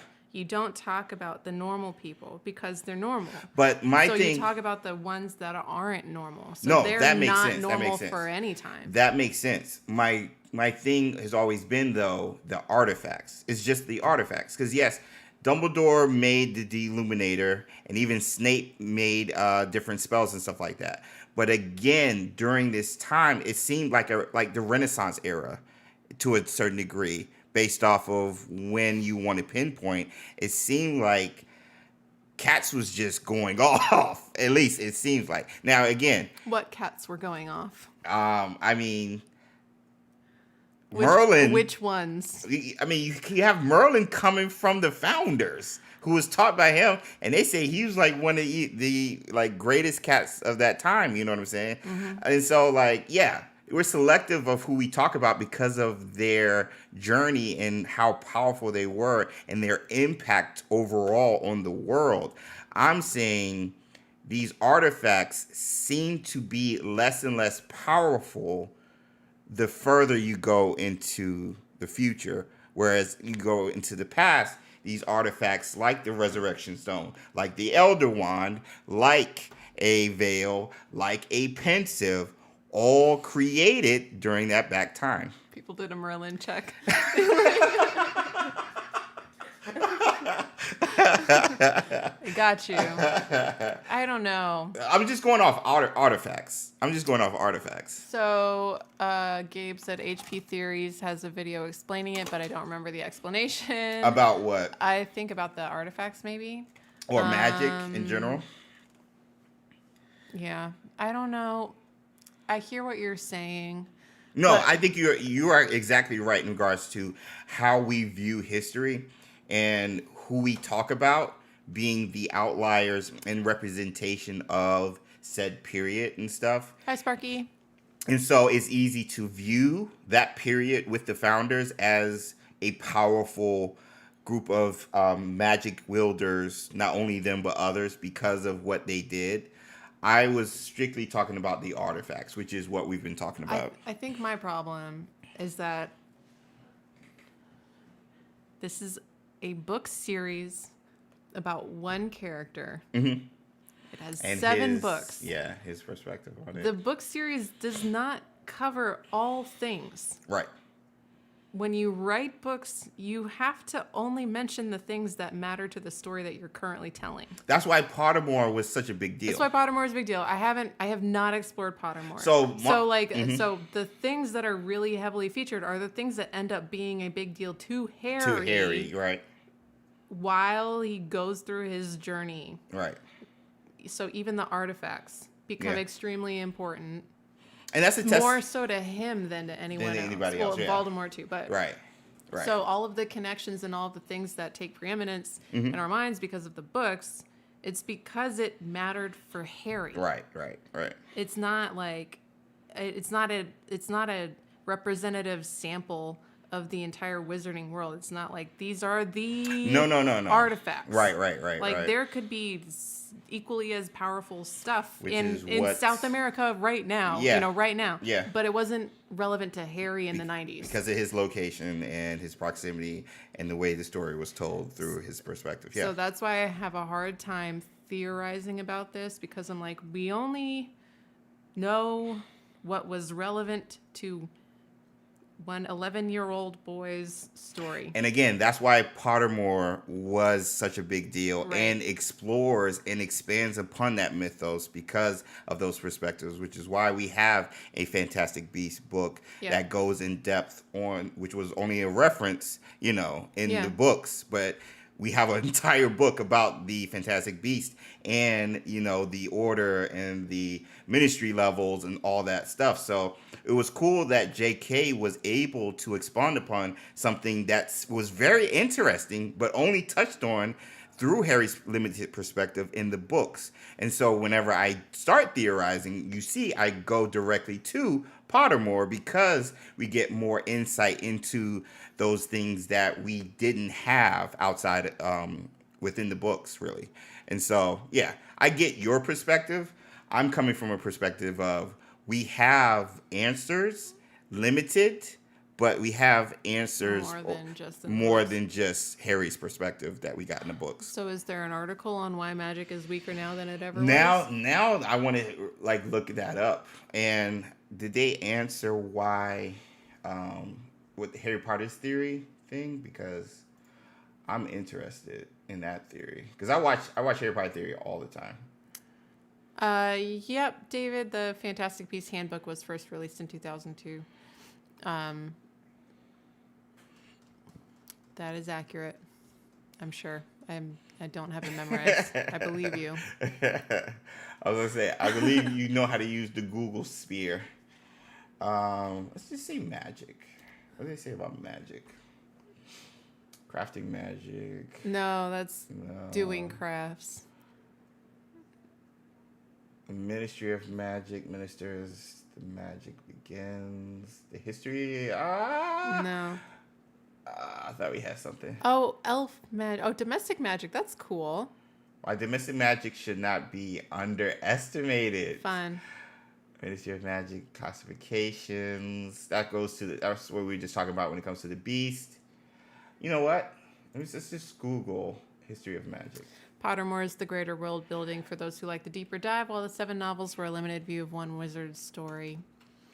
Yeah, I have read the 7 books a bunch of times. I also read the Fantastic Beasts screenplays and Cursed Child. I have not read Cursed Child. I thought you did. I did not. I did not feel the need. But I just didn't. I also didn't feel the need to dive into Pottermore. Yeah. But I can see why people would. We have a book, The History of Magic. Don't we have that book? We have some of those little textbooks that they made that are kind of like, they kind of just exist. We have Beetle of the Bard. Yeah. We have a book that is, I think it might be called History of Magic, but it's really just pictures from a museum installation about Wizarding World. Because that's the one that has the Phoenix on the cover. And we have one Fantastic Beasts book that's like a little textbook, and we have another Fantastic Beasts book that's really cool. It has all the pictures and descriptions of all the beasts. So there's a lot of extra stuff. Alexa said Cursed Child does not exist. In my mind, it never does. I have heard enough about it that I'm like, nope. Becky said, I'm not that interested in Cursed Child. I don't feel the need. And again, some people I'm sure really do. Everybody likes the stage play. Not a lot of people like the story. Because the stage play... The production production, value? yeah, the production. They say it's a well put together production, which is cool to see them use magic in a artistic style of way, because obviously you don't have special effects and stuff like you do in the movies. And so they might use like ribbons or something coming from the wands instead of, actual like fireworks or whatever. Like on Avatar. Like they do a play and they do Yeah. the water bending. No, It's like a seriously. ribbon. Yeah. I think that's what they use.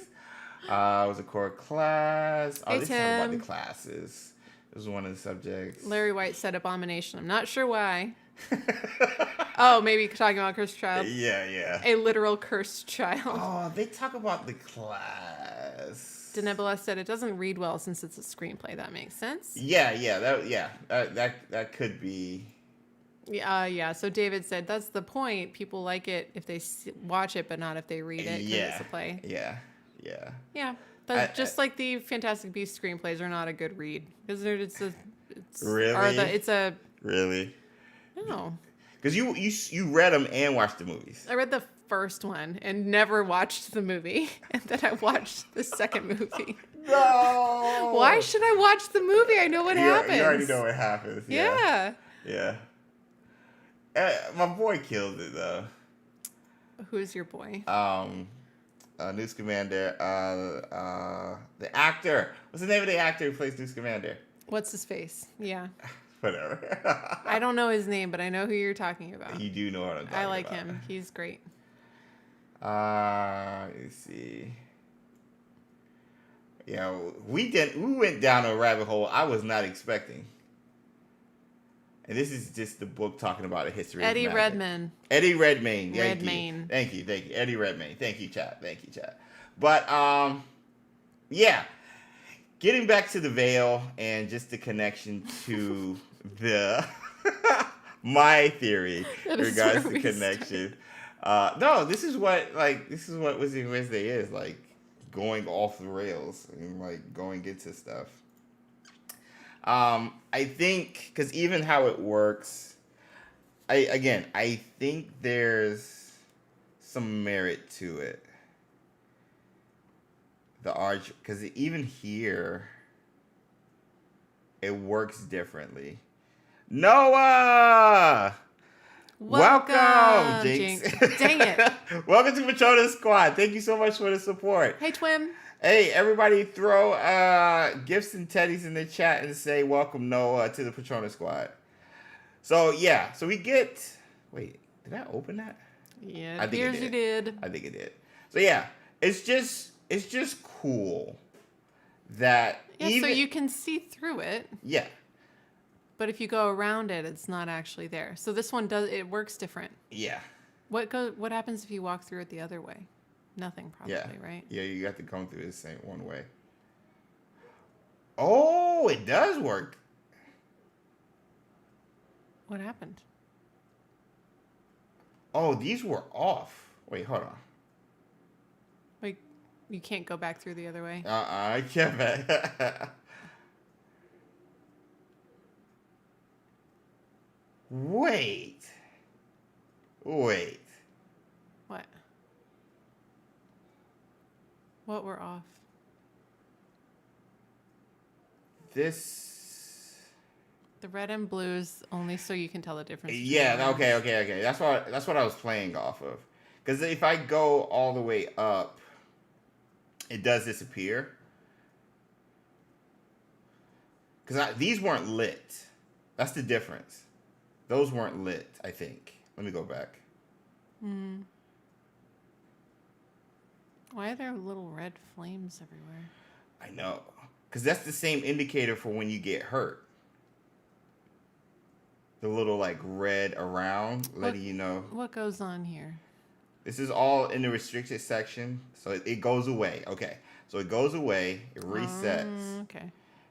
So I just wanted to make sure I remember what it looked like before I went under or through the archway. DeCourcy said, hold on, where are you? Under the restricted section. At the desk. Right. At the desk. Yep. In front of the camera. Go. A microphone. Were these lit? See, these They're were lit. not lit. See, okay, so these were lit in the ancient magic area. Okay. On the ancient Is there magic anything plane. different about the stuff that's on the wall? That's a great question. I'm sure there isn't, but it's still fun to look at it. So there's an eye thingy, and then over there around the edge, there's a dog thingy. If you look up here to the right. Oh, wait, no. So there's a thing right there. I don't know what that is. In between the columns on the wall. Right here? That's the dog one. Oh, that's not a dog. That's like No. a hieroglyphic thingy. Yeah. That's not a dog. Whoa, what is that? But there was another one between a couple of columns that you walked past. Keep going. To the left. Left. Left. It's just really dark right there. Wait. Okay, so that's like a... Oh. I forgot I have lumos, yeah. We can do that. Is that a, that's just a design. It's just design. That's not a, I was about to say Decidueye. That's a Pokemon. Demiguise. That's not a Demiguise. No. Looks almost like a Corinthian column. That is Egyptian-esque. Oh my gosh, that's Egyptian. Is that a Sphinx? Yes. Maybe go around the room, see what else there is. Yeah. That's a Maybe Sphinx. on the other side. That's a Sphinx. So how old is this room and who made it? It's another Sphinx over here. That's a Sphinx. Egypt was the origin spot of magic in the Wizarding World. I read that somewhere. Cool beans. That's a Sphinx. What is that doing under the school? It's an excellent question. And why did they put that here specifically? Because no one made them do that. Because I don't think the keepers did that. Oh, what is this? You didn't see that before? No. We were looking right at it. Oh, Majika said there are Sphinx statues upstairs around the corridors. This is the eye of the Egypt. That's the eye on the dollar bill on top of. The Illuminati thing? Yeah, the Illuminati thing on top of the pyramid, though. All-seeing eye. That's what Majika said. I feel like we got another theory video coming. So we got some sphinxes and an all-seeing eye in the same room as this veil. Or archway. It's archway. Yeah, because there's no veil. Archway thing. Yeah. And then just some rubble. Yeah. General rubble. Barney rubble. Rita said, the artist who created this is so happy someone finally put this art on stream. Listen, the detail they put in literally every single corner. Like it's just amazing. I'm playing a Ravenclaw playthrough and it's just... Yeah, revisiting it It's is just so crazy. fun. And I'll just leave it on for the music. It would be crazy if that eye closed. That would be crazy. If like it would be cool if this stuff changed. Yeah. Other than the flames on the thing, yeah. If be cool. If the Sphinxes like changed direction or something. Yeah, exactly. That would be awesome. Exactly. But this appears to be not that kind of room. No. Yeah, nothing different. At least not early on. So it's not impacting anything physical. No. It's just Our impact. So perception. it's our perception. So those flames were always there. We just couldn't see them. Exactly. But it's not impacting anything else. Yeah. Just our... And that's why I point to the veil again. Because it's there, but it's not impacting anything physical. But I think it would be cool if we could utilize... If, like, Harry was able to utilize ancient magic and actually see what's on the other side. Thus, the death plane where ghosts and other beings reside, and how we were able to interact with Dumbledore after we died and stuff like that, and even how we see our parents and Sirius and everybody in the Forbidden Forest. Thank you, Perez. Egypt confirmed next game location. Love the content, James. I hope that we get better context on origins of ancient magic and Hogwarts Legacy 2. Me too, man. Me too. Because, like, again, you guys check out the video. My pitch in regards to new legacy, the legacy in the game is the legacy of the keepers. And we're deciding on what they started, which is to keep ancient magic a secret after the events of Isidora. And so that's the legacy of Hogwarts. But the thing is, the keepers have nothing to do with Hogwarts. That legacy has nothing to do with Hogwarts outside of where that ancient magic storage is located. So is that actually what is passed down? None of that is passed down from Hogwarts if you understand the definition of legacy. So if we actually had a legacy from Hogwarts, the legacy I think would actually be ancient magic, in my opinion. Thanks for the time check, Rita. Time check. Majika said, "Is the all-seeing eye also an eye of Horus?" I think the eye of Horus looks different.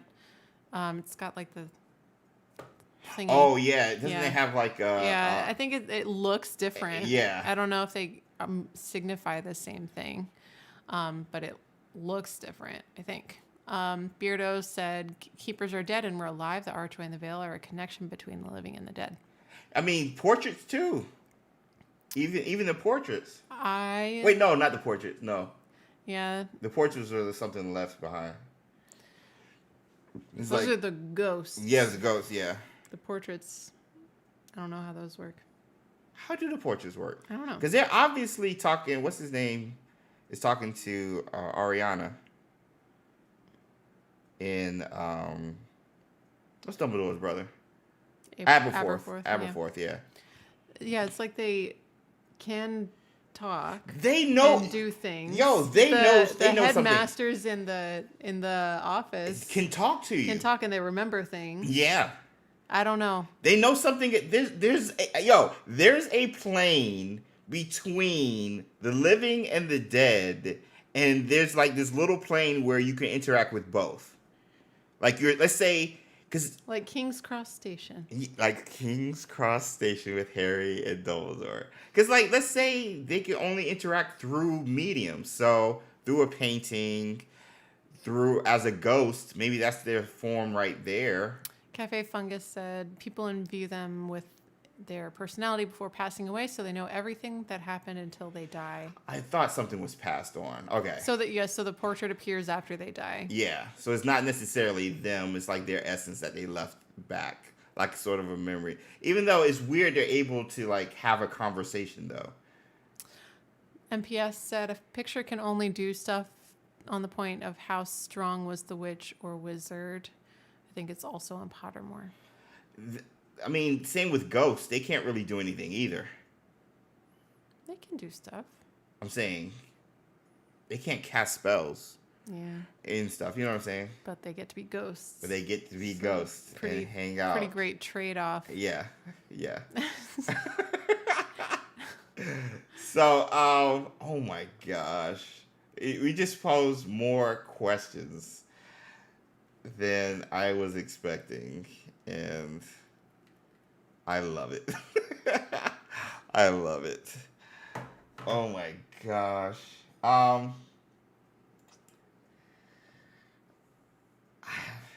Thoughts, chat. I gotta write all this down. Right. Sphinx. All-seeing eye. All-seeing eye. Veil. That's at least 3 videos. No. Part 1, Harry Part Potter. 2, Part 3. No. It's just overall, those obviously have ties to Egypt. And Egypt being the origin of magic in the Wizarding World. Or at least that area. So it's interesting because like the vaulted ceilings in the room, that is not an architectural style that I would think is associated with ancient Egypt. That's more of like it was a specific architectural leap forward when they figured out how to do that. Yeah. So you could pinpoint based on the architecture when that room was put together, built. And I mean, we already know Hogwarts has a ton of secret chambers. Yeah. So it would be interesting to go figure out, okay, what's the earliest this room could have been built if wizarding architecture is the same as Muggle architecture, and then why during that time period would they put a Sphinx in there? Maybe it's just a reference of mysterious things are happening here. Now, There's a riddle in here somewhere. The question is, are the chambers, not all, are there some chambers that were there before Hogwarts? Because all you did was build the school on top of it. Or are there some chambers that change how they look over time? Yeah. Like the moving staircases and like changing the floor plans and stuff. Yeah. So it's hard to pinpoint how old anything is in Hogwarts because some of it changes and some of it doesn't. We know when it was founded. It was built. Like it was 10th century, late 900s. As they said when it was around. They said around that time. They don't have the exact date. So they said that's when. Because they said that's when they had the earliest students. So we know it's nothing older than that outside of the pensive, possibly. Lauren said there's a Sphinx statue by Professor Bin's office behind the locked doors. Yeah, back there behind the history of magic classroom, there's a lot of like Egyptian statues and stuff. Which makes sense. If you're studying the history of magic, you're going to have that stuff. My question is, why is it in a place underneath the school that leads to an archway that's just sitting there? Because the archway can be seen by anybody. What's beyond the archway can only be seen through ancient magic. Just like the veil. Well, we don't know if the veil and ancient magic interact with each other, but we know there's something on the other side. What if the stuff on the other side of the veil was made at the same time as the room, but the room was like looted and the other side wasn't? Because they got like the archways in the same way, but there's marble on the other side. It's a lot cleaner on the other side. It's a lot cleaner on the other side. No one got down there. Yeah. Are the Egyptian artifacts contemporary with the building or brought across when the English started bringing back artifacts? I'm pretty sure they came back as like... Look what we found. Neat little souvenirs that I discovered and no one else ever in the history of mankind knew about. This is mine now. I saw it. Yeah. I'm pretty sure that's how they... The good old days. I'm sure they got there in the manner that all of Egyptian things got to England. Outside of Wizarding World. Bit of critter. Map chamber might be older than Hogwarts. That's what I'm saying. Like... The map chamber clearly looks to be made by the keepers, so I don't necessarily buy into that because we saw the first memory we saw with Rackham and what's his name, the other guy. When we saw the first memory, we saw him developing that chamber where we saw the pensive. So he was making that area. What's up, Todd? Yeah, it would be weird for the map chamber to have already existed before the keepers, because why would it? Why? Yeah. My question is, why is the map chamber there in the first place, though? Even with the keepers, outside of just like, because couldn't you just tell them like, hey, just go to my house? Is over, a couple of feet away from. Bro, it's the house over by the windmill. You can't miss it. Just get on the Thestral, fly over. You'll see it. It's because they put that trial in front of it. That led to it. So no one's supposed to even find their portraits. Right. So you have to like pull the sword from the stone before you get in there. Right, you know what I mean? Right. You have to... Because you had to place the book on top. You have to fight the statues. Yeah, the pensive guardians, whatever. All of that. Yeah. So, I mean, it was on purpose. Yeah, obviously made by the keepers, I think. But, Mike, again, the question still stands. Are there any chambers or at least pathways that might have started or already there before Hogwarts was built? Because we know the pensive was half buried. Is that rain? Or the computer? I'll be right back. Okay. I think it's probably what the kids are watching. So, establishing backstory, yes. Hey, we got 100 likes. Let's go. It's the dishwasher. Oh my gosh. So loud. Oh my gosh. Giant squid cave. Oh my gosh, the squid. The squid had to have been there. Yeah, part of why the map chamber exists is so the game can Happen. Yeah. But no, like that's what's so cool because like I'm also like just I've been thinking like how Hogwarts Legacy could fit in canon. Like how it could be canon. That's always been like my overall thing. It would never be canon, which is why they made Portkey games in the first place, so they can tell original stories within the Wizarding world while pulling from already established canon that doesn't necessarily have to fit canon. We saw that with Wizards Unite with the foundable spell and stuff. Like obviously that's not canon, you know. Same with Hogwarts Mystery and even Magic Awakened. Obviously that's not canon, but I like thinking with the amount of studying, research, and history that the developers over at Avalanche Software put into the game,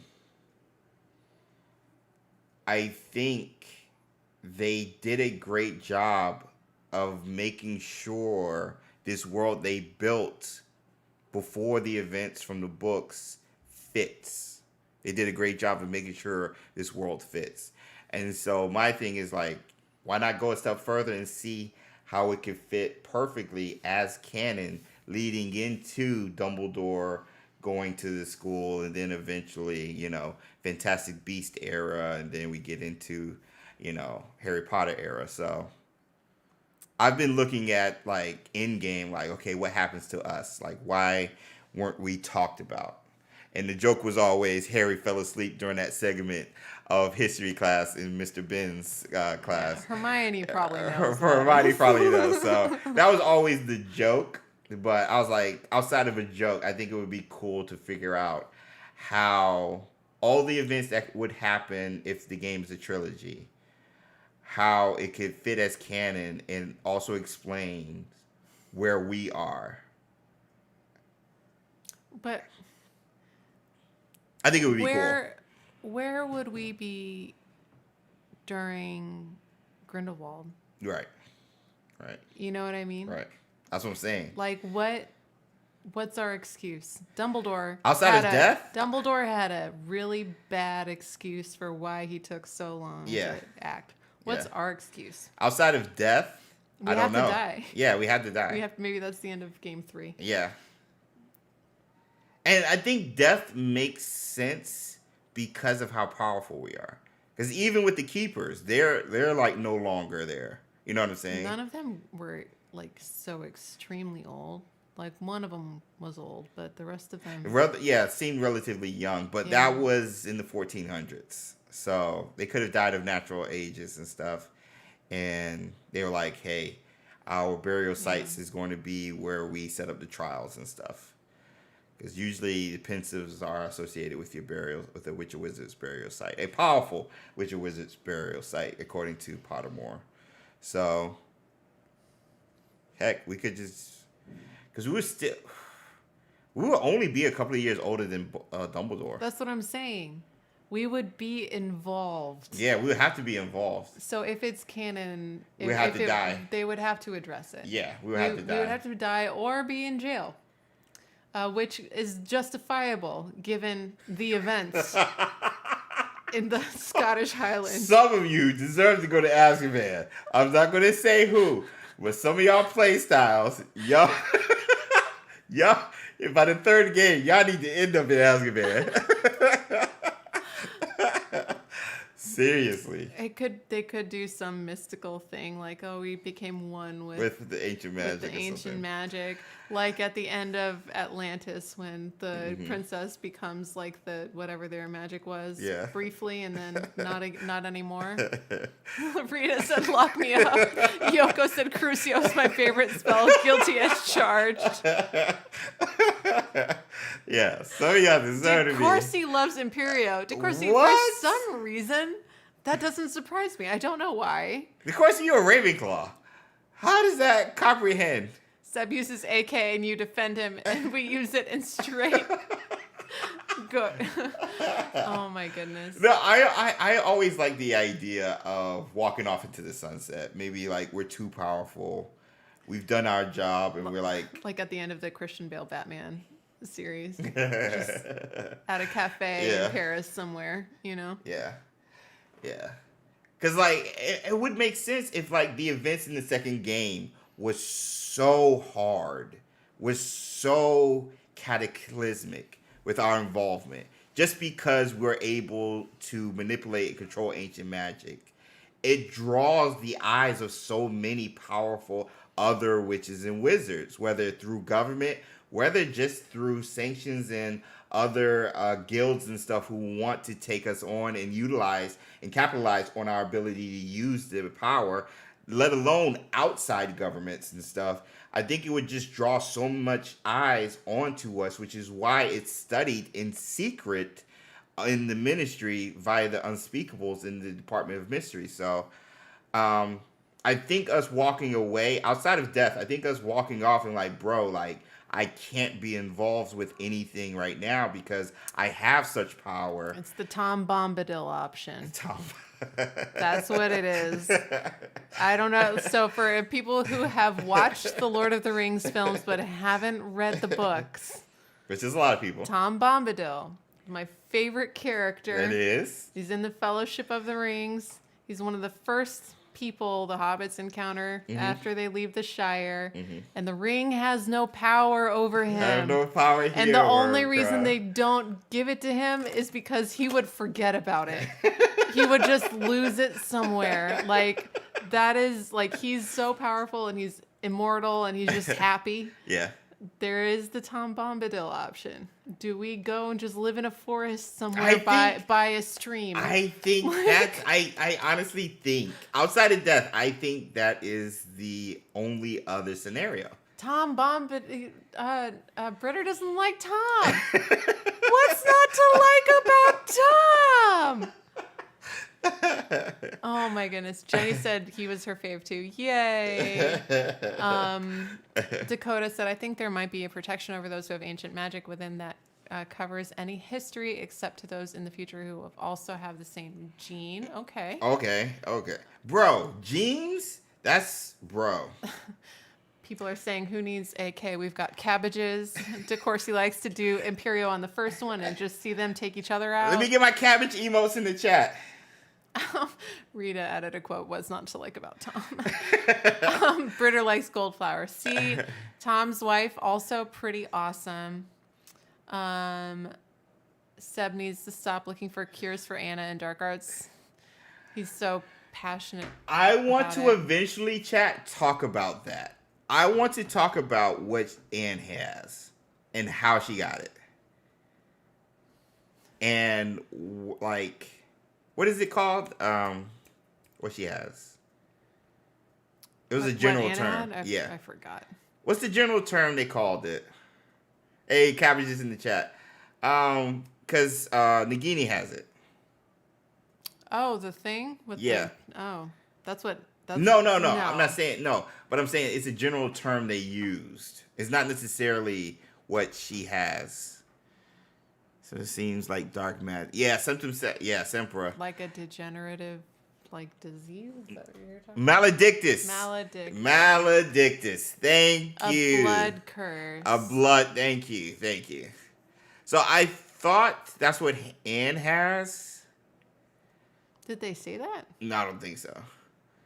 But I'm trying to figure out what it is though. Blood curse. Yeah, blood curse. Because we all thought before the game released that's what she had. Because there was only there's very little references to the Maledictus outside of like what we know with Nagini from Fantastic Beasts, and I think that was it. There was nobody else. They said she was cursed, but not which kind. So, why did they leave it ambiguous then? Because, yeah. It's Yeah. always good to leave an Yeah. illness kind of a mystery, so you don't have people going, well, actually, Well, to heal actually, this, you would yeah, actually need yeah. to go do whatever. You can't, Yeah. well, actually, a mystery illness. Sure. So just like believe me when I say it's bad and you can't cure it. Like, It's not a good look. It's not a good look. Okay. But yeah, I've always wanted to explore that, how it came to be. We know goblins had something to do with it and stuff, but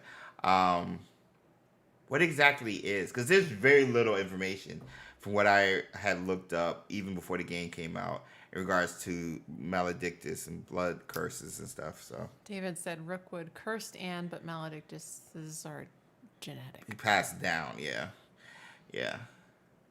Hogwarts Legacy 2 can include trying to cure Anne. Maybe in HL2 we'll find out that she's cured and all Seb needed to do is kill Rookwood instead of his uncle. Bro. Oh man! But didn't we get him? We did. So then we cured her with our murders. So really we shouldn't. Okay. It's not murder. It's self-defense. What we did. What we did was self-defense. It though? It was. Did they really pose a threat though? They did. Wait, actually, you know what? We are school children. We are innocent, Until defenseless, tiny school children. we're innocent until innocent. Stephanie said it was so murder. Rita pushed up her glasses and said, well, actually. Oh my gosh. All right, we're going to get out of here. Yo, we got 100 likes, so you know what? Pirouette time.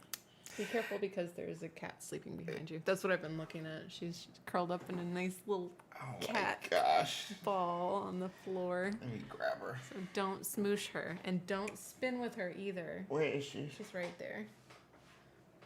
She always blends in when we're in here because she's really dark.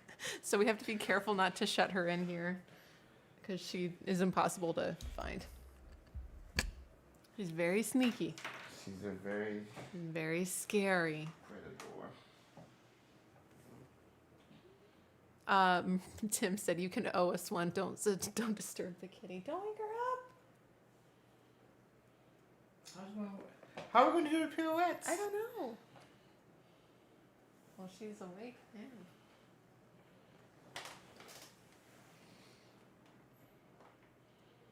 We're working on it. Oh, it's sleeping right here.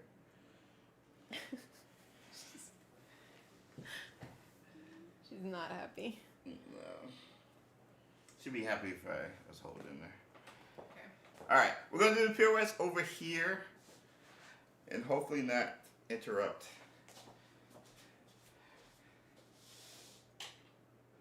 Okay. Let's see what else. Wait, I'm off the camera. Gotta go that way. Wait, switch.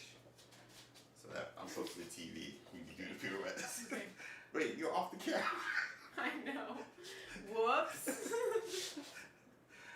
Okay. Okay. Think you can do it. Okay. Okay. 1, 2, 3. Ah! Oh my gosh. We did it. Oh, I'm gonna grab Sammy No now. socks. No socks. Sammy. I'm gonna grab her. Okay. Thanks, Brita/Dan. They think I'm flawless as always. I gave it 110% effort, as I always do. So I appreciate that it's paid off. Look how annoyed she is. The scary predator cat. Have a blessed evening, everyone. Time for pasta. Nice. Ooh, James, you could use some practice. That's what Brita and Dan said. James, I am just the messenger. I'm just, look at how sleepy she is. She teeny baby. Don't give me that look. Everyone is saying hi to the cat, which I find appropriate. Yeah, that's fine. It's good. Lauren said, what was the dancing about? What did I miss? Lauren, when we get 100 likes, we do a pirouette. And for every 100 likes, we do one more pirouette. Please train Cat to pirouette. The cat trains us, not the other way around. Yeah. She now makes all of the household decisions. She's done an okay job so far. So we'll see. Spread the good vibes, what Martin said. Kitty is absolutely beautiful. Thank you. She is the coolest. She got her Merlin collar. James wanted that collar because it looks the most magical. It has like a little moon and sun and stars on it. Yes. Will you get a backpack for her vlogs with Kitty? We've thought about doing a cat cam, but she either moves around too much or she's just sleeping, which would be awesome. I would watch that. Yeah. So, but we can't figure out where she would sleep. She's very hard to predict. She likes to keep us guessing, which again is appropriate. And she's only like 7-8 months old. Yeah, so. She's still a baby. She's still a tiny, tiny baby. Oh, close this out, Sue. My hands are full. Scroll to the bottom. I feel I haven't been prepared for this. It's a lot of pressure. It's just the end screen right there. Okay. All right, so we got to say bye first. Okay. Bye. Yo, thank you guys for coming through, hanging out. We'll be back tomorrow. We'll be back next Wednesday, same bat time, same bat channel, talking more, but specifically about Hogwarts Legacy 2. What we like to see, whether story-wise, spell-wise, gameplay, mechanic-wise, and stuff. And be on the lookout. We're going to do some Final Fantasy VII live streams as well. I'm going to go buy the game and start streaming that tomorrow over here on YouTube and on Twitch. I'm going to play Skull and Bones on Twitch probably later tonight or over there just to help with the drops because I'm part of Ubisoft's content creator program. So a lot of content coming, but we're heavy Hogwarts Legacy and Wizarding World on Wednesday. So make sure you guys come through. Thank you so much for all the likes and all the interactions and ideas. And you guys are the best. And thanks for taking 2 hours out of your day to hear us ramble, is what I always say. So I love you guys. Say bye, Sammy. Say bye. Say bye. Don't look at me. Say bye. She stretches. But anyway. Okay. See you guys. I get to say bye too, even though I'm not Sammy. Bye.